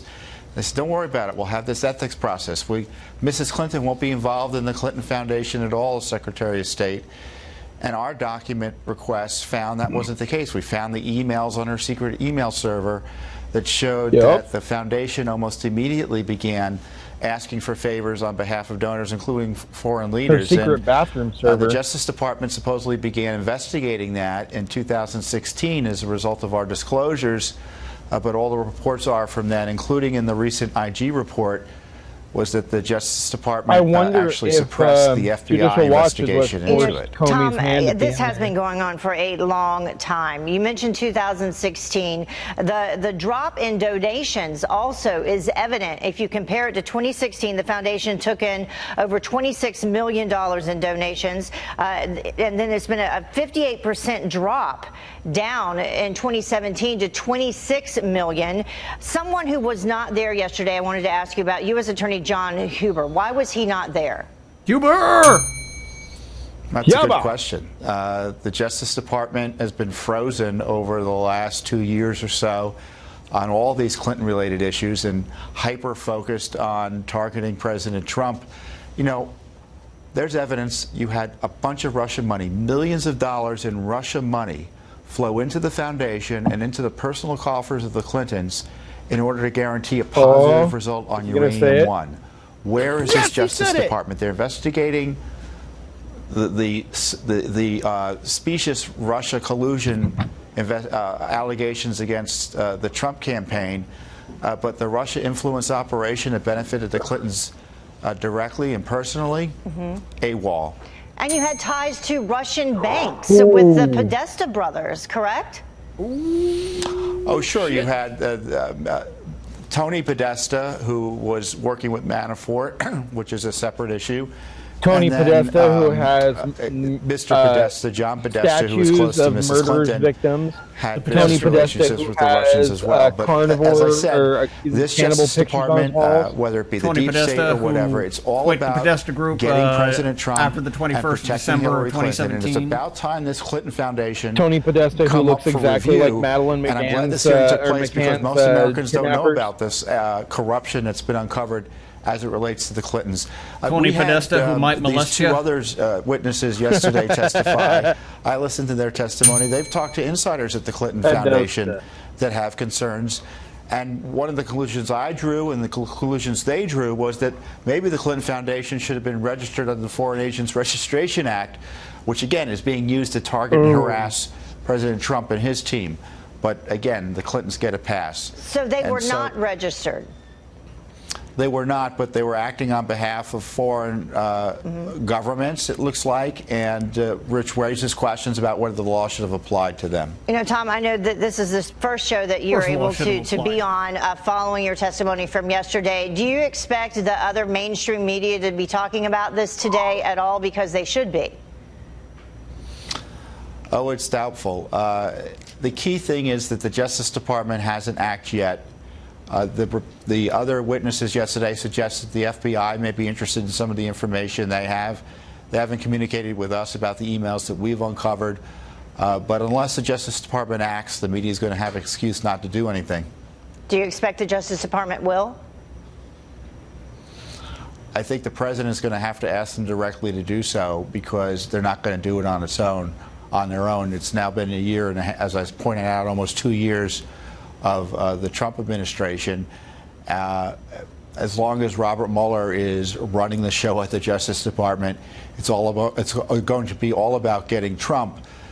We need more competent folks at the leadership of the Justice Department to get the justice that the American people have been demanding for years now on the Clinton gang. All right, Tom Fitton. Called it trying to get it under control. Thank you so much. You've been leading from on this from the beginning. We appreciate you joining us. Thank you. You're welcome. Thank you. Class act, and I don't mean that sarcastically. Very classy. I love that man. He's very American, very nice very guy. good American, very all American. Someone you should aspire to be like, I think. All right. Like I said, Huber was a no-show. Let's go ahead and play that clip. The numerous pay-to-play reports and allegations has led Congress to call for a special prosecutor to investigate the Clinton Foundation. In response, former Attorney General Sessions appointed U.S. Attorney John Huber to investigate the alleged wrongdoings by the Clinton Foundation. Mr. Huber was asked to join us this afternoon and update the committee on the operations and progress of his investigation, and unfortunately DOJ has been unwilling to make him available. Now, I find this not only frustrating for me, but frustrating for the American people. If indeed a special prosecutor was not appointed and Mr. Huber was supposed to take that role, then why indeed have we not heard from him publicly in almost 9 months? And so sadly, we will look at his loss of testimony today as perhaps an indictment on his inability to provide transparent oversight testimony before this committee. Fuck that. Oh, no. They're mad, dude. They're mad because they want. You got to understand, okay? Let's slow down. These are the House Republicans, right? And these guys that are in currently, not the ones that are coming in, have been in office for almost the entirety of the Obama administration, right? Mm-hmm. Okay, you need to understand before you jump the gun saying something like that. These guys, for the last 10 years, have been getting the runaround from presidents. All right, I see your point of view, and I get it. That right there was 10 years of what the fuck. Man, can you imagine that? Oh, damn, I can't even imagine that. Oh. No, dude, it's 10 so years rough. of doing this. But I think we're going to get the OIG report here pretty soon. And besides that, it sounds like they didn't subpoena him. So I don't know what to tell you about that one. I haven't heard any news about why he didn't show up. So it's probably going to come out eventually. Oh, yeah. Let me see. I got to check my show notes real quick. Oh, yeah. Okay, so this is really good. So this next clip is an excerpt from the hearing. This is Jim Jordan's questioning. I pulled this one. I figured that you had this. This was awesome. Yeah, dude, it was really good. And Jim Jordan's your guy. So when he comes up in my feed, I'm like, political's gonna love it. And this bro that he's questioning here, he's got the Strzok eyes, man. He's a piece of shit. You can tell. Now that you mention it, he does have that little similarity there, man. I don't know, maybe some kind of interbreeding, crossbreeding, some crap like that. Who knows? Or just a similar face. Anyway, here we go. Opportunity. Well, wonderful. We're happy for it. But you were there when the targeting of conservative groups started, then, right? Apparently it did, but I was not involved in any of that. Says you were head of exempt, advised the commissioner regarding exempt organization requirements. This all took place in the exempt organization division of the IRS. But I did not handle any. Didn't know anything about it? I did not handle. Did you work with Lois Lerner? I did work with Lois. And you did, but you didn't know anything about the be on the lookout list or anything like that? I was not aware of those particular. When did you first find out that the IRS was targeting conservative people and this whole double standard that I just mentioned was going on right in the very division that you were supposed to be advising and overlooking? Sure, I appreciate the question. I would disagree with characterization of targeting, but I was at the meeting. Well, you don't think people were targeted? Don't believe they were. I think there was a list that had 3 terms: 9, 12, Tea Party, and conservative. Those terms come up, you got put on the list. Yeah, I absolutely appreciate the question, and You don't think there was targeting? The President of the United States I believe at the time the IRS was doing its best to do its job and didn't have the resources and was trying to find ways of accomplishing. This wasn't about resources. This is about targeting specific points of view, Mr. Hackney. I understand that. The Attorney General and the President of the United States had a big press conference when it became public and said, we're going to get to the bottom of this. They talked about possible criminal liability, and you're saying it didn't even exist in the very division that you were head of? I'm not saying it didn't exist. Woo! I'm not saying that they were not looking at Tea Party organizations, but I'm also saying that they were looking at many different other organizations, as you'll see from various reports that came out later. That is not true. That is not what the Inspector General said. And And frankly, if it was just, we were looking at everyone the same, I don't think Lois Lerner would have taken the fifth when she sat right where you were sitting here today. But I got to get to Mr. Fenton in my last 2 minutes and 30 seconds here. $2 billion since 2001, right, Mr. Fenton? That's what the Clinton Foundation took in. Is that right? $2 billion? Numbers like that I've seen. 48 million in speeches, I think you said in your opening statements. That we did the math. You said like 200 something. That's like $250,000 for every single speech. He's pretty good. I mean, I've heard him speak, but that is amazing. And then you said in 2008, when Secretary Clinton became secretary, there was an agreement that I think in your testimony you said there were certain things she had to do. For the duration of her appointment, she would not be involved in all this money that the Clinton Foundation was taking in and all the speeches that her husband was doing, right? She wouldn't be signing off or making decisions about that. Is that right? Yeah. And the Clinton Foundation would disclose its donors. So there was an agreement that she worked out when she was Senate confirmed. Right. Okay. Did they follow the agreement? No. And not in my view, at least. So they had to get permission for her to be Secretary of State and continue to do all the things they did. They got permission, they got the okay, and then they didn't follow it. No, the foundation immediately contacted Ms. Abedin, who worked closely with Mrs. Clinton, to start getting things done for foundation supporters, as I've described.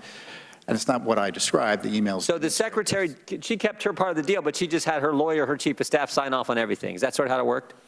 Yeah, Abedin did the heavy lifting there, yeah. Yeah. Do you think there's a double standard right now in America, Mr. Fenton? Oh, yeah, Mrs. Clinton is being protected by, and was protected, and frankly still is being protected from the consequences of her behavior at the State Department and subsequently. Ooh. My colleague from Virginia talked about some things that have happened recently with Mr. Cohen, but I think it's interesting. I don't remember anyone associated during the Clinton investigation. I don't remember anyone associated with the Clinton investigation. Well, first of all, they didn't even call it an investigation. Remember what they were told to call it? Matter. Yeah, we're supposed to call it a matter, right? That was quick. It was obviously an investigation, but was told to be called a matter. I don't remember Cheryl Mills getting her door kicked in at 5 in the morning and having everything confiscated. I don't remember that at all. In fact, she worked out a deal ahead of time, got immunity before she even turned over any of her records or communications. Is that right? Yeah, I'd like to, I would just love the committees or someone to investigate. We're doing it separately at Judicial Watch, but to find out whether or not, as report suggests, the foundation investigation the FBI was conducting in 2016 was actively suppressed by the Justice Department and curtailed. Public reports are that FBI agents were only able to read newspaper articles as part of their investigation. They were denied subpoenas and other basic tools available to them. Yeah. And when you compare and contrast the special counsel investigation into President Trump and his associates, that's what a real investigation looks like, abuses aside. We haven't had anything comparable even during the Clinton email issue. And certainly this is tied to the Clinton email issue. Mr. Chairman, I know I'm a little over time, but if I could real quick. Oh, he fucked up. It's a matter, not an issue. Come on, man. Denying that there was targeting at the IRS. But you're I think, exactly right. I've never seen this happen, Mr. Fenton, where the director of the FBI is fired, the deputy director is fired, the chief legal counsel is demoted, then leaves. FBI counsel Lisa Page is demoted, then leaves. And Peter Strzok, deputy head of counterintelligence at the FBI, is demoted and then fired. I've never seen that happen. But what's interesting, those are the same people who ran the Clinton investigation, then started and launched the Russian investigation. Never seen that happen in any other federal agency, even as bad as the IRS was. They only had a couple people, and none of them got fired. They just left. They're still getting a pension. So I've never seen anything like that. And the other thing that always strikes me as sort of interesting, and I'll close with this if I could, Mr. Chairman, is the names they gave the investigations. Right? This is the best Clinton part. investigation was the mid-year exam. But the investigation into possible coordination between the Trump campaign and Russia was Crossfire Hurricane. I like that. Just the name suggests a completely different approach and a completely different standard in how they're going to run the investigation. With that, I'd yield back. Absolutely correct. I thank the gentleman. How about that? I thank you, gentlemen, for having that oversight committee and letting us people know what's going on in the world. Thank you, gentlemen, and gentlewomen. Thank them all. Oh man, that was good. Because where would we be without women? Can't live with them. Can't live without them. I am not joking. That is not sarcastic. I love women and I hate women at the same time. But hand is not over the belt. Feelings, the two feelings do not have to be mutually exclusive.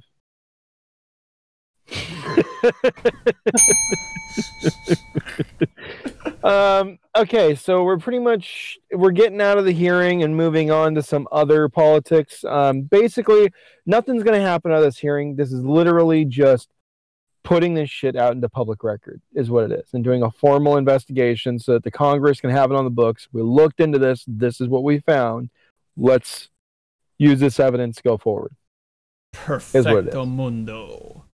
Hopefully it means that they're going to look at 501Cs and put some more regulations in place so we don't have to deal with the Clinton Foundation problem again. This is part of that whole thing of, oh, why isn't Hillary Clinton in jail? It's because we have to set a new standard, everybody. We have to look over this, as a nation, with the Justice Department and our legislators, our representative government. They need to come together and they need to look at these things and say, hey, this was a problem. Why was it a problem? How do we solve it? How do we prevent this from happening again so we don't wind up with the same amount of corruption we had before? It's the same thing we talked about at the top of the show with South Korea and reforming their government so that they don't have that corruption again. So if you wonder why Hillary Clinton's not in jail and why all these people that are corrupt as hell running around causing problems, violating the Logan Act, that's why. It's because all this shit takes time. And we want to get the big fish. Government moves slowly. God, dude, you could never overstate that. Like, ever. All right. Hey, you guys want to hear some Obamacare news?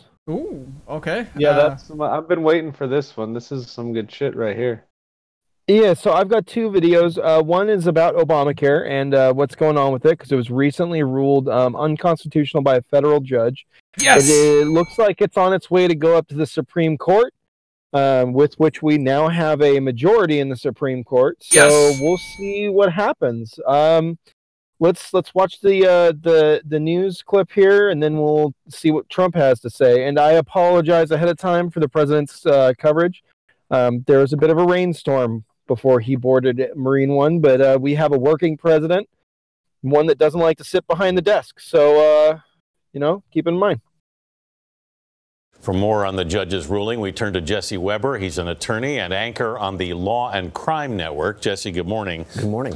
First question for those people who have coverage, should they be worried right now? It's a concern. It definitely is. I mean, for right now, the law stays in effect. Nothing from a practical aspect is going to change in their lives. But they're waking up this morning and right before the enrollment and thinking, what does that mean for the future? So anybody that has a pre-existing condition, anybody that was relying on Medicare or Medicaid, or anybody that enrolled, I think up to 12 million people, that's a concern because that law that they were relying on was just declared unconstitutional, but it has to make its way through the courts first. Was this a surprise to everyone? I mean, was that tax clause in that tax bill last year that was inserted, did anyone see this coming? I think they did, and I'll tell you why. Because, and this is the argument from the court, right? If you take away the penalty, if people don't have to pay a fine for not getting health insurance, then what is an individual mandate really? It's unconstitutional. If you don't have that individual mandate, then what is the Affordable Care Act? Because the Affordable Care Act was all built on that penalty. And that's what the court said. It said you really can't have this. And we're a court. We can't create a new law. We can't say this is a new regulatory scheme. It would change the whole landscape. So you have this law that doesn't have that penalty provision. There's no way this could stand. Now, the Supreme Court has upheld the Affordable Care Act twice before. If it gets back to the Supreme Court, the court looks a little different now with Brett Kavanaugh on the bench. So how do you think it'll play out? I'm so glad you mentioned that. Yes, we have a different court. It's a conservative majority. If you are an anti-Obamacare person, if this is if you're the architect of that, this is the prime time to get it repealed and replaced. The thing is, though, and it's also decided on a very different issue. Again, if you don't have that penalty provision, if you're not forcing people to buy it, to buy health insurance, then this really makes sense for it to be overturned. Now, the question is, going through a lot. Everybody who's a supporter of it, they now have some leeway. They saw it with the judge ordered. They'll look at those arguments. They'll come back. They'll make an argument going forward. It's not the end of the story. but this is not a good day for anybody that was relying on So what's the timetable here now, Jesse? Because if you've got the coverage, you're wondering how much longer might I have it for? Right. I would say everybody in 2019 is probably okay. Yeah. Because the appeals process takes some time. Yes, they can try to fast track it through the appeals court and then try to fast track it through the Supreme Court because it's such a big issue. But I've seen this happen before. I'd be more concerned for people who are trying to think about in the future what they're going to do. Yeah. And it's no guarantee that everybody in 2019 is protected, but I'm more curious about 2020, especially with the election. 130 million people with pre-existing conditions. That's a biggie. And I've heard the administration say, look, we're going to try to do something to protect these people. Congressional Republicans are like, we'll pass some sort of legislation to protect them. Easier said than done. It's a problem. Jesse Weber, we thank you. Thank you. Thank you, Jesse. Thank you. All right, let's see this one. A downpour did not dampen the president's reaction. It was a big ruling. It's a great ruling for our country. Following a solemn visit to Arlington National Cemetery, today President Trump spoke for the first time about a Texas federal court overturning Obamacare, anticipating a higher court showdown. We'll sit down with the Democrats if the Supreme Court upholds. We'll be sitting down with the Democrats, and we will get great health care for our people. That sudden call for cooperation at odds with years of raw political conflict. And we've decimated Obamacare. Healthcare was on the ballot, and healthcare won. But Friday, a Texas federal judge upended the volatile Obamacare debate. A 55-page ruling declared the key requirement to buy health insurance, the individual mandate, unconstitutional after Congress eliminated the mandate's tax penalty last year. Without it, the judge ruled the entire law is now invalid, threatening many popular provisions like protection for pre-existing conditions, free preventive care screenings, young adults covered on Parents Plan until age 26, a new dose of anxiety. It adds uncertainty to people who now aren't sure that the benefits that they have and the insurance that they have is going to remain. But no changes happen immediately. Insurance contracts are locked in through next year, making time for an extended legal fight. This is an enormous law, and if the entirety were to actually be found unconstitutional, it would really cause major chaos in the healthcare system. After the president and congressional Republicans failed to deliver on their promise to repeal Obamacare, Republican state attorneys general picked up this case and seized on the change in the tax penalty to try to undermine the law. Now, the Affordable Care Act has been reviewed by the Supreme Court twice. This would be a different argument this time if the justices take it up a third time. Hey, NBC News fans, thanks for checking out. Oh God, no, not Lester Holt. Or whatever frickin' name is. Okay, oh, come on, you don't want to talk to Lester? No. I thought he was your favorite. He's not your cousin? Lester, that's the worst name. I used to know a guy named Lester, and yes, we did torment him by calling him Lester the Molester. Yeah, it's just bad, dude. It is what it is. So this is actually one of my favorite guys. Do you guys remember that argument between Trump and Pelosi and all them? Oh yes, that 17-minute long one. Yeah. Yeah, give me just a second here. Let me I got this clip out of order a little bit. Give me just a second here. I'm screwing this up. Okay. I accidentally had the Fox News Insider one before the Fox 10 Phoenix one. So it was like we had the body language before we even saw the fight. So I've rearranged this a little bit. So we'll watch Stephen Miller next on Face the Nation. Trump made some comments in his argument with Pelosi and Schumer, and I think it'd be interesting to hear what Stephen Miller has to say, since he's, like Jared Kushner, one of the longest standing advisors to the president. Good morning and welcome to Face the Nation. We begin today with White House senior advisor Stephen Miller. He is the president's point person on policy. Good to have you here in studio. Hey, pause for a second. Does that yellow suit remind you of Kill Bill? Yes, it does. Oh, God, yeah. What the fuck? Whoa. That's the first thing I thought of. I was like, Bruce Lee? Oh, wait, Kill Bill. Good catch, man. Here. Thank you. Merry Christmas. And Merry Christmas to you. This federal judge and the decision to strike down Obamacare is unconstitutional. This could put at risk about 20 million Americans who rely on it for coverage, including Medicare and Medicaid. That numbers from the Kaiser Family Foundation. What is your reaction, and how do you reassure those Americans that they're okay? Well, obviously, there's no change immediately in Obamacare. There hasn't been a nationwide injunction. Obamacare was ruled to be unconstitutional. We've always known that Obamacare was unconstitutional. The more important question is whether Democrats are going to work with Republicans once Obamacare is ultimately struck down, which we believe it will be, to come up with a replacement plan that protects pre-existing conditions, helps the 28 million Americans who, because of Obamacare, still don't have access to health insurance, and keeps prices low through robust competition. So to be clear there, you're predicting that this goes to the Supreme Court and that the Supreme Court ultimately strikes down. I believe that's the likeliest outcome because Obamacare has always been unconstitutional. And the mandate... Well, technically, this decision wasn't possible until the tax law was put into place. But in terms of what this means for the 20 million Americans, it does create some uncertainty and possible disruption. We also think about the 28 million Americans who still don't have health insurance because Obamacare didn't work. Fortunately, because of the dramatic action this administration has taken, we've increased choice, we've increased competition, and for the first time in a long time, premiums on the exchanges are going down, not up. So will the president instruct Republican governors to continue to implement the law until there is a replacement? Well, everybody's bound by the law as long as the law is in effect. I think the important thing, again, is for real bipartisanship to happen, for Democrats to work together with Republicans. You have lawmakers from both sides of the aisle on your show today. So you want to start from scratch on a new health care law? Obamacare was a disaster. Fortunately, again, the president has taken significant action to bring down the price of insurance on the exchanges, but Obamacare never worked. For example, even on the issue of pre-existing conditions, an American family, say earning $80,000 a year with a few children, has to pay exorbitant out-of-pocket costs if they have pre-existing conditions. But if the court, we can do so much more. Strikes down the law, then those pre-existing condition protections are also gone. So are you a flawed law would be off the books.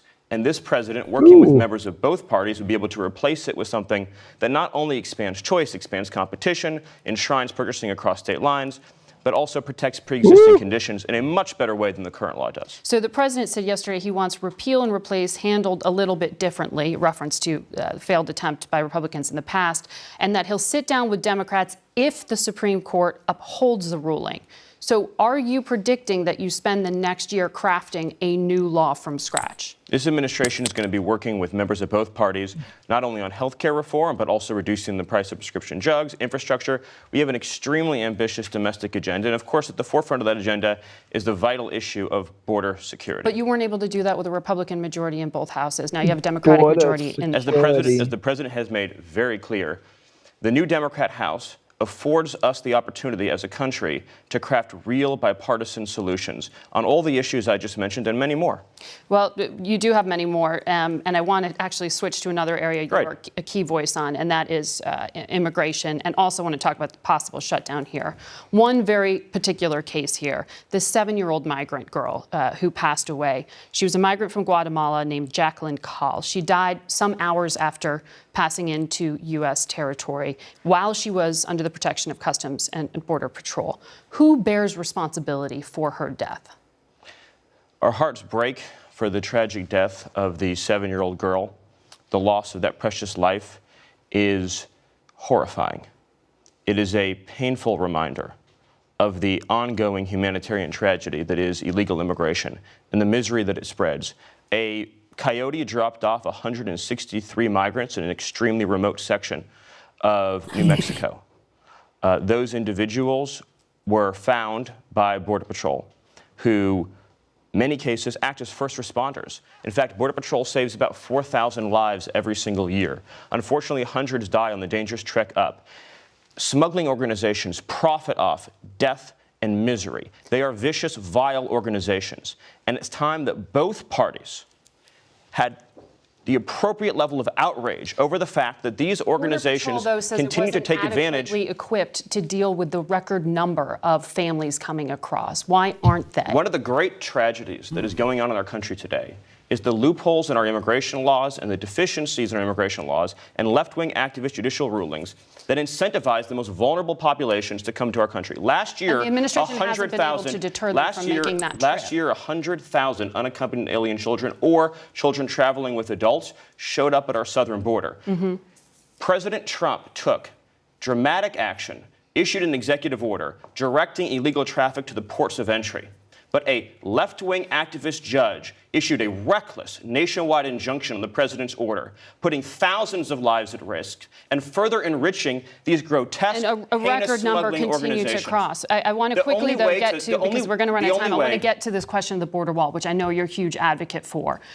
We are about 5 days from potential government shutdown, and Republican leadership says there's no plan. Here we go. What is the president's plan, and will he shut it down to get this $5 billion in border wall funding? We're going to do whatever is necessary to build the border wall to stop this ongoing crisis of illegal immigration. And that means this is a very, if it comes to it, absolutely. This is a very fundamental issue. At stake is the question of whether or not the United States remains a sovereign country, whether or not we can establish and enforce rules for entrance into our country. The Democrat Party is a simple choice. They can either choose to fight for America's working class or to promote illegal immigration. You can't do both. Is there wiggle room on that $5 billion? I'm not going to negotiate the details on air with you right now. Well, Senator Schumer said this morning you're not getting the border wall in any form. If the Democrat Party if the Democrat Party wants to go down the road of continuing to preserve a model that enriches smuggling organizations, that spreads misery on both sides of the border, that kills 300 Americans a week through heroin overdoses alone. By the way, illegal heroin costs our country $230 billion every single year. You're talking about the intent of these migrants and trying to stop that. Oh, man, this bill's going to break. Diplomatic issues of why people are fleeing in the first place, not the border wall itself. But the largest increases, are we going to have a shutdown over Christmas? As you yourself acknowledged, the largest increases in illegal immigration are categories that are incentivized by loopholes in our laws and loopholes created by activist left-wing judges, including the district court judge. I said there are a record number happening right now. In the categories that correspond with these loopholes and the interventions, reckless, lawless interventions of district court judges. And this president has taken historic action to stem the tide of illegal immigration and to fight for working people in this country. And this is his last best chance to get a border wall before Democrats take the majority. It's time that both parties, and this is what the American people want, both parties to come together for the sake of American children, for the sake of children all across this hemisphere, to create a lawful system of immigration, not the lawless chaos that has been perpetuated for too many decades. Good to have you in studio. Oh, they gave him the crook. They said by hook or by crook, we're going to get you off the stage, bitch. Oh. I wish we had that clip of not Jim Acosta, but the other guy on CNN. Oh, that sucks. Sorry, we lost you there. I don't know what happened. What is that guy's name? Cuomo? Is that his name? Yeah, Cuomo, yeah. Oh, sorry. Oh, shit. Oh, man. My bad. I don't know what happened there. Oh, no. He says there's some shit. Oh, no. All right. So, you want to hear Schumer? This is immediately after his White House meeting with Donald Trump. I believe that's the White House in the background. Looks like it. Let's go ahead and play it. The bottom line is simple. The president made clear that he wants a shutdown. His position, if he sticks to his position for a $5 billion wall, he will get no wall and he will get a shutdown. The bottom line is very, very simple. And that is, we want border security. We offered him border security. But Americans know that the wall, not paid for by Mexico anymore, is not the way to border security. And the experts say that. We offered the president 2 ways to avoid a shutdown. First, pass the 6 other appropriations bills that have been agreed to by Democrats and Republicans and do a 1-year extension of the Homeland Security bill by what's called a CR, which just funds it the same way it funded it last year. Or do a 1-year CR for all 7 remaining appropriations bills. Both of those ways, we gave the president 2 ways, each of which would get a majority of votes in the House and 60 votes in the Senate and would avoid a shutdown. We hope he'll take it, because a shutdown hurts too many innocent people.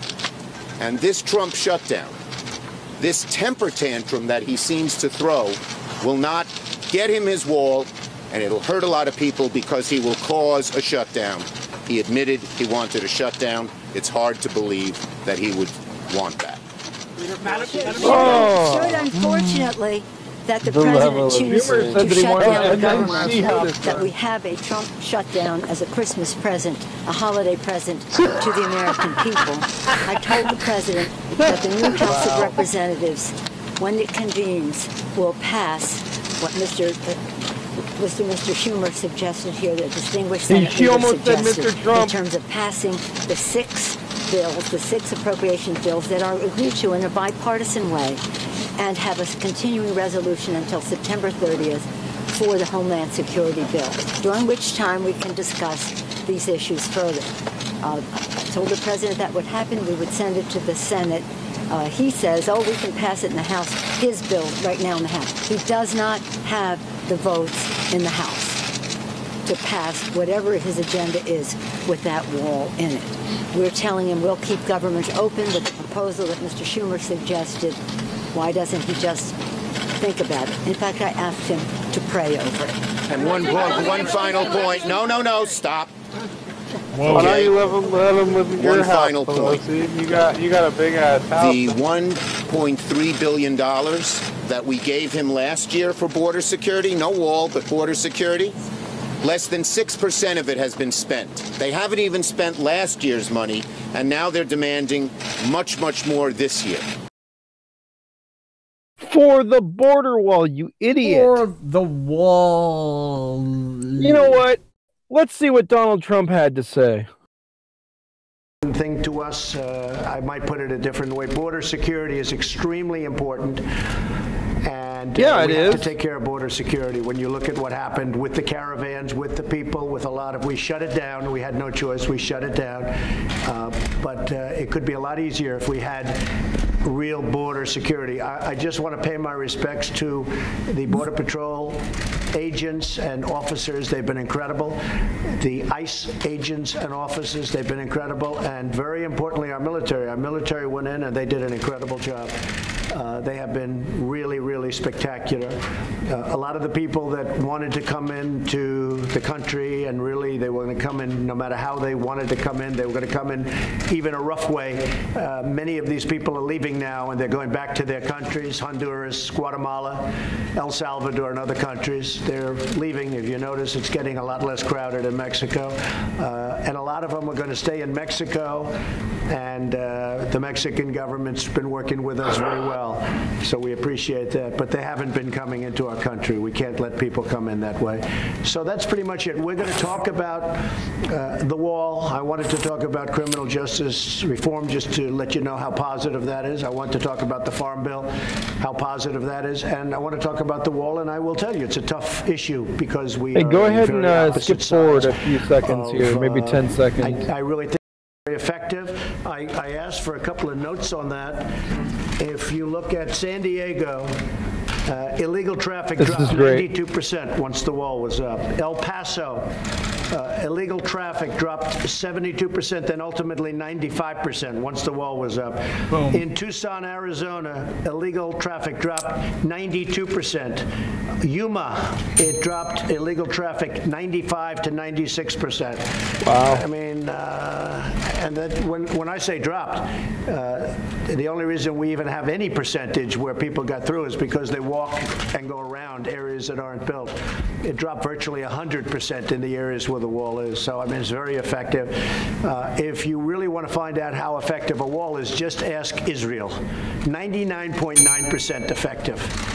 Then our wall will be every bit as good as that. It's almost like an American condom. So we've done a lot of work on the wall. A lot of wall is built. A lot of people don't know that. Don't know where that Mexican's been. We have walls that were in very bad condition that are now in A1 tip-top shape. Can't tell. And frankly, some wall has been reinforced by our military. Our military has done a fantastic job. So the wall will get built, but we may not have an agreement today. We probably won't. But we have an agreement on other things that are really good. Nancy, would you like to say something? Here we go. Thank you, Mr. President, for the opportunity to meet with you so that we can work together in a bipartisan way. I saw this amazing tweet where it's a picture of Pence sitting there, and he doesn't say anything. People recognize and he's just like praying quietly that it's going to be over soon. The shutdown is not worth anything. and that you should not have a Trump shutdown. You have the Trump shutdown. You have the White House. Here he goes. The Senate. You have the House of Representatives. You have the votes. You should pass it. No, we don't have the votes, Nancy, because in the Senate we need 60 votes. Okay, pause it. Okay, so we just watched her afterwards. She changed her mind since the beginning of this meeting until the end of it. When we watched that coverage, she goes, oh, he doesn't have the votes in the Congress and he doesn't have the votes in the Senate. But here, when she's talking to Trump, she says, you're the one with the votes. You're the one with control. Why aren't you doing anything about it? And in return, it's like, no. We only have so many votes in the Senate. We don't have the Senate. Amazing how that works out. Absolutely amazing. God bless America. You could bring it up right now. Yeah, but I can't, excuse me, but I can't get it passed in the House if it's not going to pass in the Senate. I don't want to waste time. Well, the fact is you can get it started that way. The House we can get passed very easily, and we do. But the problem is the Senate, because we need 10 Democrats to vote, and they won't vote. That's not the point, Mr. President. The point is that there are equities to be weighed. And we're here to have a conversation in a prayerful way, so I don't think we should have a debate in front of the press on this. But the fact is, the Senate, the House Republicans could bring up this bill if they had the votes immediately and set the tone for what you want. If we thought we were going to get it passed in the Senate, Nancy, we would do it immediately. We'd get it passed very easily in the House. We would get it, Nancy, I'd have it passed in 2 seconds. It doesn't matter, though, because we can't get it passed in the Senate because we need 10 Democrat votes. Well, that's the problem. Again, let us have our conversation, then we can meet with the press again. But the fact is that legislating, which is what we do, you begin, you make your point, you state your case. That's what the House Republicans could do if they had the votes. But there are no votes in the House, a majority of votes, for a wall, no matter where. Can we pause this for a second? Now, I would just like to point out something that I happen to notice. I'm being a little autistic here, and this is completely unrelated. But did you folks notice the background? What about it? It's covered in... there's 3 flags. 3 flags. There is the United States Navy, I think I see the it. U.S. Marine Corps, and then there is a U.S. Army flag. And these are all bodies that are responsible for the border right now. Army Corps of Engineers is going down to build it, and the Marines have been part of Trump's detachment since, well, the beginning. I believe the Navy has also been doing a bunch of work down there as well, but I'm not 100% sure. It's interesting that those flags are in there. I wonder if there's an Air Force flag in that room. Let's find out. If I needed the votes for the wall in the House, I would have them in one Ooh, session. that might be it right there. There it is. It doesn't help because we need 10 Democrats in the Don't Senate. put it on the Senate. Put it on the negotiation. Okay, let me ask you this, and we're doing this in a very friendly manner. It doesn't help for me to take a vote in the House where I will win easily with the Republicans. You will not win. It doesn't help to take that vote because I'm not going to get the vote of the Senate. I need. She just changed her mind. You have the votes in the House. You don't have the votes in the House. The White House is done, and the House would give me the vote if I wanted it, but I can't because I need, Nancy, I need 10 votes from Chuck. All right, let me say something here. And that is the Air Force flag. The fact is, you do not have the votes in the House. Nancy, I do, and we need border security. Nancy, Nancy, we need border security. It's very simple. Of course we do. We need border security. People are pouring into our country, including terrorists. We have terrorists. We caught 10 terrorists over the last very short period of time. 10. These are very serious people. Our border agents, all of our law enforcement has been incredible what they've done. But we caught 10 terrorists. These are people that were looking to do harm. We need the wall. We need more important than anything. We need border security. I know, right? It's ridiculous. Chuck, did you want to say something? Yeah, here's what I want to say. We have a lot of disagreements here. The Washington Post today gave you a whole lot of Pinocchios because they say you constantly misstate how we have a much lot of the wall disagreements is built, here. Your name is Donald Trump, and we don't like you. That's not the point here. We have a disagreement about the wall, whether it's effective or whatever. Not on border security, but on the wall. Oh, he's mad. Shut down the government. You have called 20 times to shut down the government. You say, I want to shut down the government. We don't. We want to come to an agreement. If we can't come to an agreement, we have solutions that will pass the House and Senate. Notice that right finger now coming out. And will not shut down the government, and that's what we're urging you to do. Not threaten to shut down the government, because let me just finish, because you can't get your way. The last time you shut it down, you got killed. Let me say something, Mr. President. You just say my way or we'll shut down the government. We have a proposal that Democrats and Republicans will support to do a CR that will not shut down the government. We urge you to take it. And if it's not good border security, I won't take it. It is very good border security. And if it's not good border security, I won't take it. It's horrible Because border when you look at security, these and you numbers of the effectiveness of our border security, and when you look at the job that we're doing with our military... You just said it is effective. Can I tell you something? Yeah, you just said Without it's effective. a wall, these are only areas where you have the walls. We want to do where this. you have walls, Chuck, it's effective. Where you don't have walls, it is not effective. Yeah. Let's call a halt to this. We've come in here as the first branch of government. I want to get away from the press. This is killing me. We're coming in good faith to negotiate with you about how we can keep the government open. We're going to keep it open if we have border security. If we don't have border security, Chuck, we're not going to keep it open. I'm with you. We are going to have border security. And it's the same border. You're bragging about what has been done. We want to do the same thing we did last year, this year. That's our proposal. If it's good then, it's good now, and it won't shut down the government. Chuck, we can build a much bigger section with more money. Let's debate in private, okay? Yeah, let's debate in private.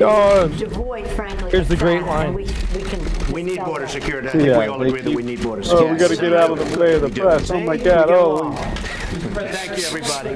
President, you say border security and the wall. Can you have border security without the wall? No, you need the wall. The wall is a part of border security. What it means to have border security. Yes. We need border security. The wall is a part of border security. You can't have very good border security without the wall. That's simply not true. That is a political promise. Border security is a way to effectively honor our responsibility. And the experts say you can do border security without a wall, which is wasteful and doesn't solve the problem. It totally solves the problem. I want to take this. And it's very important. This has spiraled downward when we came at a place to say, how do we meet the needs of American people who have needs? The economy has, people are losing their jobs, the market's in a mood, our members are already... Well, we have the lowest unemployment that we've had in 50 years. 60 people of the Republican Party are losing their offices now because of the transition. People are not at the morale. And we've gained in the Senate. Nancy, we've gained in the Senate. Excuse me, did we win the Senate? We won the Senate.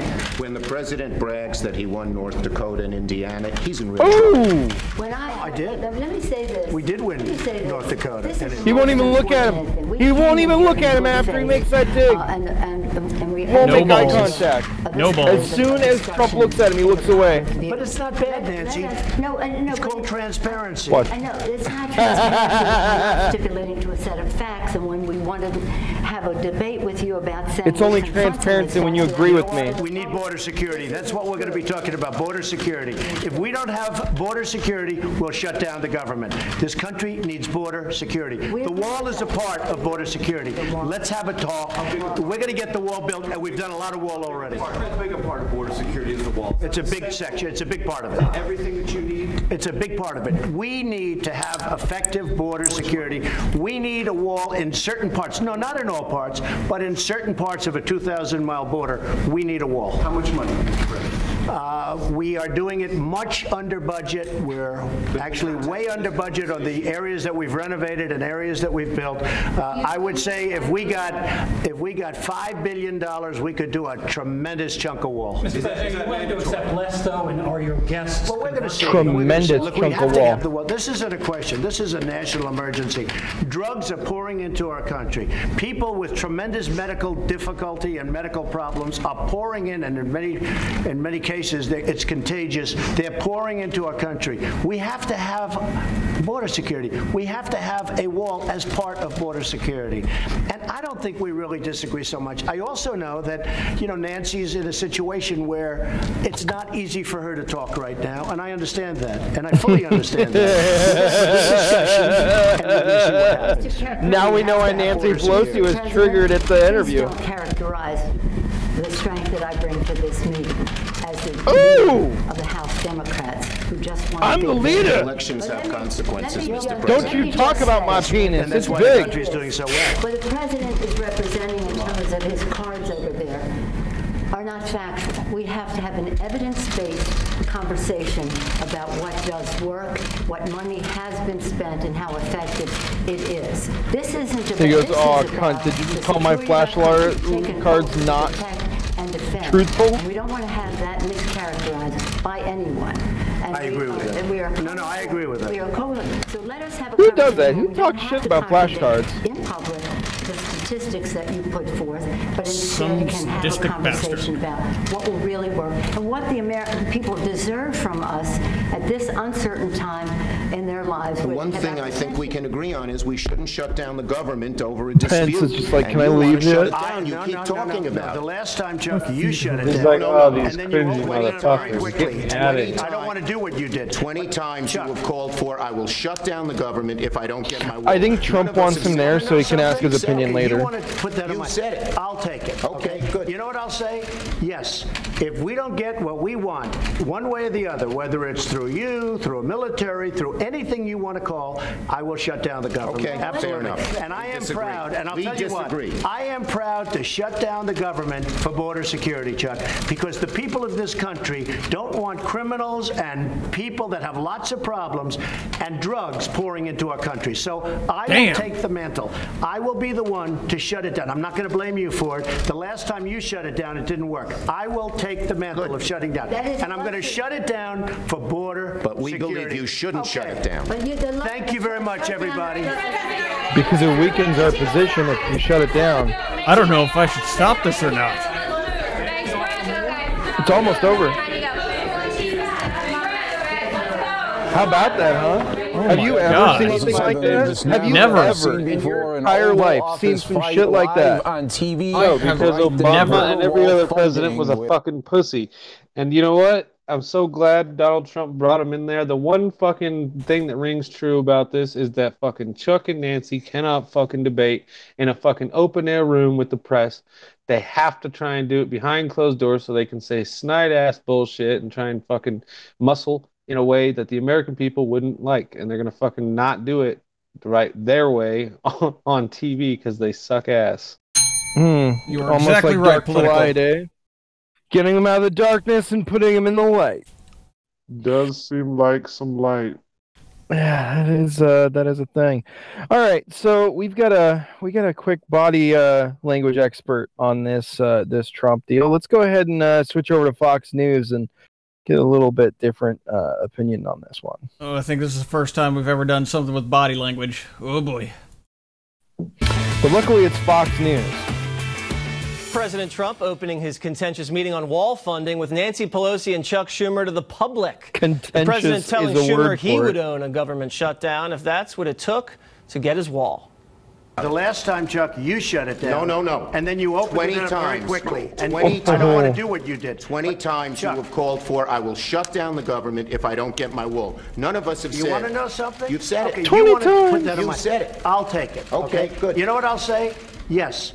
If we don't get what we want, one way or the other, whether it's through you, through a military, through anything you want to call, I will shut down the government. Okay, absolutely. fair enough. And I We am disagree. proud, and I'll We tell you disagree. what, I am proud to shut down the government for border security, Chuck. A lot going on right there, particularly with the body language.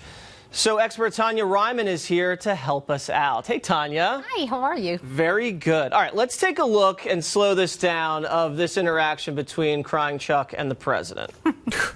All right, what are we seeing here? Okay, Crying so Chuck, obviously yeah, we I know forgot President about Trump that. He's loves to use his crying. hands, and he uses them to frame his words. We so have when that you're emoji watching on our him, Discord here's the server. interesting thing. You see how he just I'm about to load it on adjusted Need his to Know as jacket? well. Yes. This is the one time that you see him get nervous. When he adjusts his jacket, that's his little bit of discomfort coming through. But here comes the New York. Okay, so he leans forward, gets closer to Schumer, and then the only other pacifying gesture he does is he holds his hand like this. So when you hold your hand like this and you see Schumer's doing the same thing, this is something that builds 'Cause he's a comfort, and it monkey, also puts a and he blockage listens. between the two of us. It's like a So, soothing. Right. Not only Oh, that. what's he doing here? Now he's, with the yeah, finger. that's you and Nancy, right? And then again, the stop sign. This is what he's famous for. Like, it's not your turn to talk, it's my turn to talk. Listen to what I'm saying. He does do that so a lot's lot. been made also about Schumer with his posture. He's a slouch to begin with. He just has terrible posture. When he got serious, though, he lifted himself back up.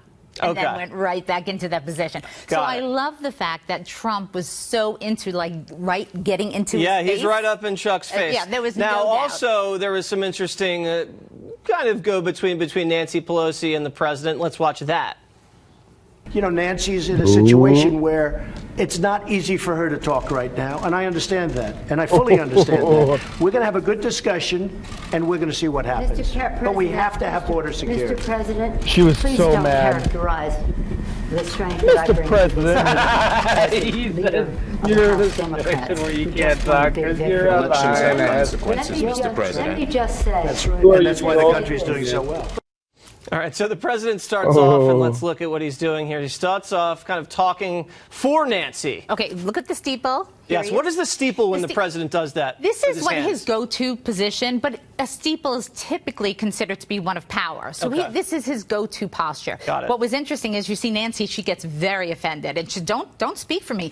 This is a woman, no matter you like her or dislike her, she is not afraid of Trump. She's doing a lot of aggressive hand motions. She is not afraid. She's like, don't speak for me. She came in to have a meeting and gets frustrated because you see Schumer looking at everybody who's in the crowd. You see Trump talking to the crowd. Explains how she'd feel that way. She's kind of indignant. So Pelosi is getting annoyed because she's like, I want to have a dialogue. And that's when she starts to turn around and talk to other people. Okay, let's look at Pence here. I mean, what is Pence doing the whole time, just like this? What is that? I mean, he's just like, get me out of here. Here's the interesting thing. If you watch him, not only did he lean back in his chair, which is a distancing thing. We do that. We want. So he doesn't want any part of this. Right. But not only that, he also sways back and forth depending who he agrees with at any given moment. He might be agreeing with Nancy? He might just not be agreeing with Trump. There's a difference. Doesn't mean he's agreeing with Nancy. It means interesting. And if you watch him, he does fidget. The foot will start to jazz occasionally. Jazz foot.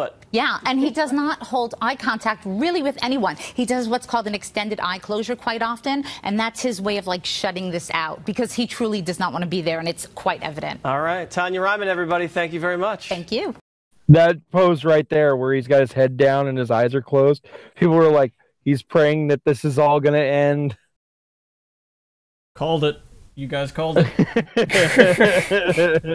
Dude, if you meme it, it'll come true. I'm just saying, you have to meme your reality. All right, so we're on to the last story of the night, and this story is going to include a high point in the video that follows us.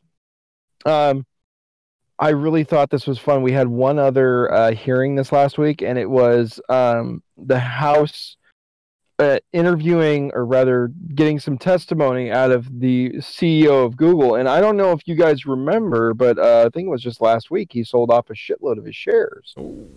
So there's a lot of it has to do with some deal that they had with China about starting a search engine over there, and that fell through, and a bunch of executives sold off a bunch of IPO shares. So this will be interesting. Let's go ahead and watch the versus battle, and then we'll check out the high point afterwards. It's pretty funny. Thank you, Mr. Chairman. Got our fair use notice. Have you ever launched an investigation into whether political bias is impacting the consumer experience? Congressman, we do. To the extent there are concerns, we look into them, and it's... Have you expressly launched an investigation into political bias of your employees? On our employees, it's Matt Gaetz, isn't it? To the extent, we always take any allegations around code of conduct across every issue seriously, and we look into them. I think so. I think that's Matt Gaetz. You said to me yesterday that as it relates to political bias, you haven't launched those investigations because there are so many redundancies and there is so much peer review that would not be possible. Is that still your testimony today? Congressman, yes, it's the way our processes work. If you need to make a change in our algorithms, there are several steps in the process, including launch committees and user testing and our rater guideline evaluation. But at your company, your employees can get together and chat in groups, right? Google groups? Yes, they can. And one of those groups is the Civil Rights Group, right? We have many employee resource groups on which they can participate in conversations, yes. Have you ever looked into the conversation into the Resist group? Congressman, no. Is it Does that strike, is that a surprise to you that there's a resist group? I'm not aware whether such a group exists or not. If there was a resist group, would that be the type of thing that you would want to look into? You know, we have clear policies around how our products are built. And no, but if there's a resist, you know that the resist movement is a movement built to resist the agenda of President Trump. If there's a resist group within your company where groups of employees, not one, are getting together within that group to engage in discourse on company time with company infrastructure, does that strike you as the type of thing you would want to investigate? Congressman, I'm not aware of any such group. None like that has been brought to my attention. That's not the question he asked you, you know, you happy son to of a follow bitch. up, you know, and understand the concern better.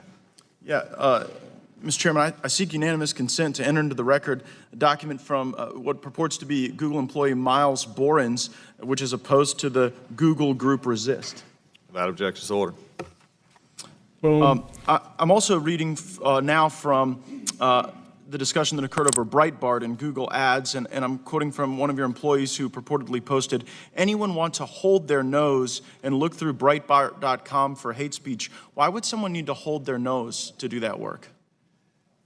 Congressman, today we have 90,000 employees, and they communicate in forums. As a company, we have allowed freedom of expression, and we don't stand or condone you know, comments expressed in these things. We are very clear about our policies as to how we build our products, and you know, we serve our publishers that way.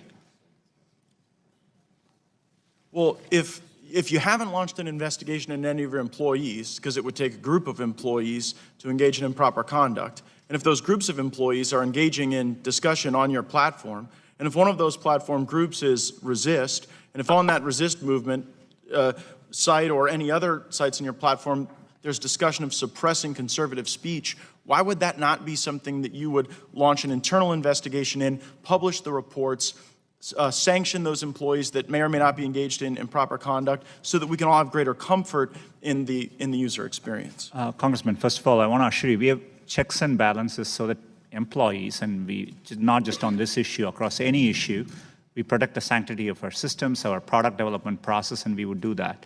How can I have confidence that you're protecting the sanctity of your system when you don't even know that your employees are getting together on your own company's infrastructure to talk about political activity?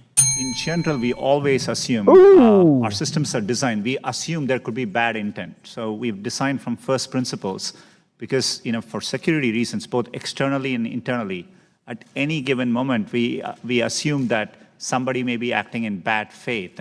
And that's how we have designed our systems with all the protections in place. We need to do that for our security of our systems, and it's a first principles approach. So if your assumption is that people can act in bad faith, why then have you not launched an investigation into the communications that seem to indicate a desire to suppress conservative political movements and conservative voices? Well, if there are allegations around, you know, discussions which are specific with the intent of manipulating our products, we would conduct an investigation. Okay, well, that's good to hear. The Wall Street Journal reported that your workers were discussing tweaking search terms to frame the discussion over the travel ban. Did you perform an investigation into that allegation? We looked into it. There was no attempt at, you know, anything to influence our products. There are at times during important news events, for example, during events like hurricanes, etc., we have a set of tools, crisis response tools. During the travel ban, even the Department of Homeland Security was looking to put out information because there was some confusion around the event. So there was some discussion around things like that too. And so well, I would strongly suggest that one of the crisis response tools that you use is in an investigation into the discourse of your employees on resisting the Trump presidency, resisting the Trump agenda, and then smothering some of the conservative outlets that seek to amplify that content. I yield back, Mr. Ooh, nice video, my dude. Very nice. Yeah, that's very good. What channel did that come from? Let's give them a shout out. Was that a high note? Drone Tech Politics. Yeah, Drone Tech Politics. Good video. Good video. No, we have a high note. So you could not tell from that camera angle, but there was a celebrity in the crowd. Go ahead and play the next video. This application, which is detecting the number of to steps the right you walk, behind him, you expect and it you to can send see a that celebrity. information, It's but it's a the choice Monopoly users guy. We make it clear, and it depends on the use cases. So the answer to my question, my Look first at question him. is yes. Is What that is correct? going that the on? information that I cited is gathered by Google. Kind of seems like the internet seeping into real life. For Google services, you have a choice of what information is collected, and we make it transparent. I understand there are uses that consumers make use of. I use it to keep track of the number of steps I walk. I understand that service that one of your competitors provides, so I understand that purpose. But do you think the average consumer understands that Google will collect this volume of detailed information when they click through the terms of service agreements in order to use the Android operating system? It's really important for us that, that average users are able to understand it. This is why we do something called privacy checkup. I think average users read the terms of service this guy's and the eyes. updates that are very frequently sent to us. So much emotion. Beyond the terms of service, we actually offer, there they are. remind users to It's like, do a what is privacy going checkup. on? And we make it very obvious. Every month, He's even got a in the last monocle. 28 days, 160 million users went to their Epic My troll. Account settings, Epic where they troll. can clearly see what information we have. We actually give, show it back to them, and we give clear toggles by category where they can decide whether that information is collected, stored, or more importantly, if they decide to stop using it, we work hard to make it possible for users to take their data with them if they choose to use another service. Let me switch. God. Oh, How man. about that? Oh, that Not a was bad perfect. little high note there. That was perfect. I found that, and I was looking for something funny, and that was great, because you get the one video, and you can't see him, and then next video, you're like, oh, by the way, we missed our mascot. Now, I have the feeling that he's there to troll the CEO of Google, saying that they are a monopoly. Basically. I think that's the context there. just in case you're tone deaf, that's what's going on there. Oh, lovely. Well, that is the show for this week. Wow, we did a long one, guys. Is it the longest one we've ever done? It's like 2.5 hours. Jesus. Just about to hit that. So, all right. Politically, got anything you want to say? I don't know. No, not really. Redbox, any last words? No, I think we pretty much covered on our list. Pretty pleased with how everything went tonight. Aside from our couple of flubs and errors, sorry about that. I think we did pretty good. Lots of good news. We'll follow up on the Yellow Jacket stuff, the Khashoggi stuff, or Khashoggi. The Khashoggi stuff should sort itself out here over the next couple weeks, so we'll be watching that. And then let me see here. Let me check my calendar before we run away. Because I want to see. All right. So I'm looking at my calendar. And next week is Christmas. Are you guys busy next weekend, next Sunday? What are you guys looking at? You looking at being busy? I know you guys got families and shit. I'm looking I will at being most at likely home. be busy, but I don't know. Okay. How about you, boss? Would you got anything going on for that Sunday? I will be home, and whatever I'm part of, I know I can get away just enough time so that we can pull this off. So I'm down if you guys are. I will be available. So unless something comes up, plan to see us next week, I suppose. Sounds good. Looks like a good note to take us out on then. All right. I agree. We had a lovely show tonight. I want to thank everybody for joining us, especially with us running about 2.5 hours long. Thank you for bearing with us and enjoying it. We appreciate that. Be sure to, look into the things that we've talked about today, man. Seriously, pay attention out there. Read the documents. Make sure, come to your own conclusions, man. And hope everybody has an awesome work week ahead of them, if you even have one. And for those of you who are on vacation, you guys are lucky. Thank y'all. Be sure to join us on Discord. Be sure to hit this like and subscribe button. All that good stuff. And as always, of course, do what I forgot to do this week. Buy water. Second that.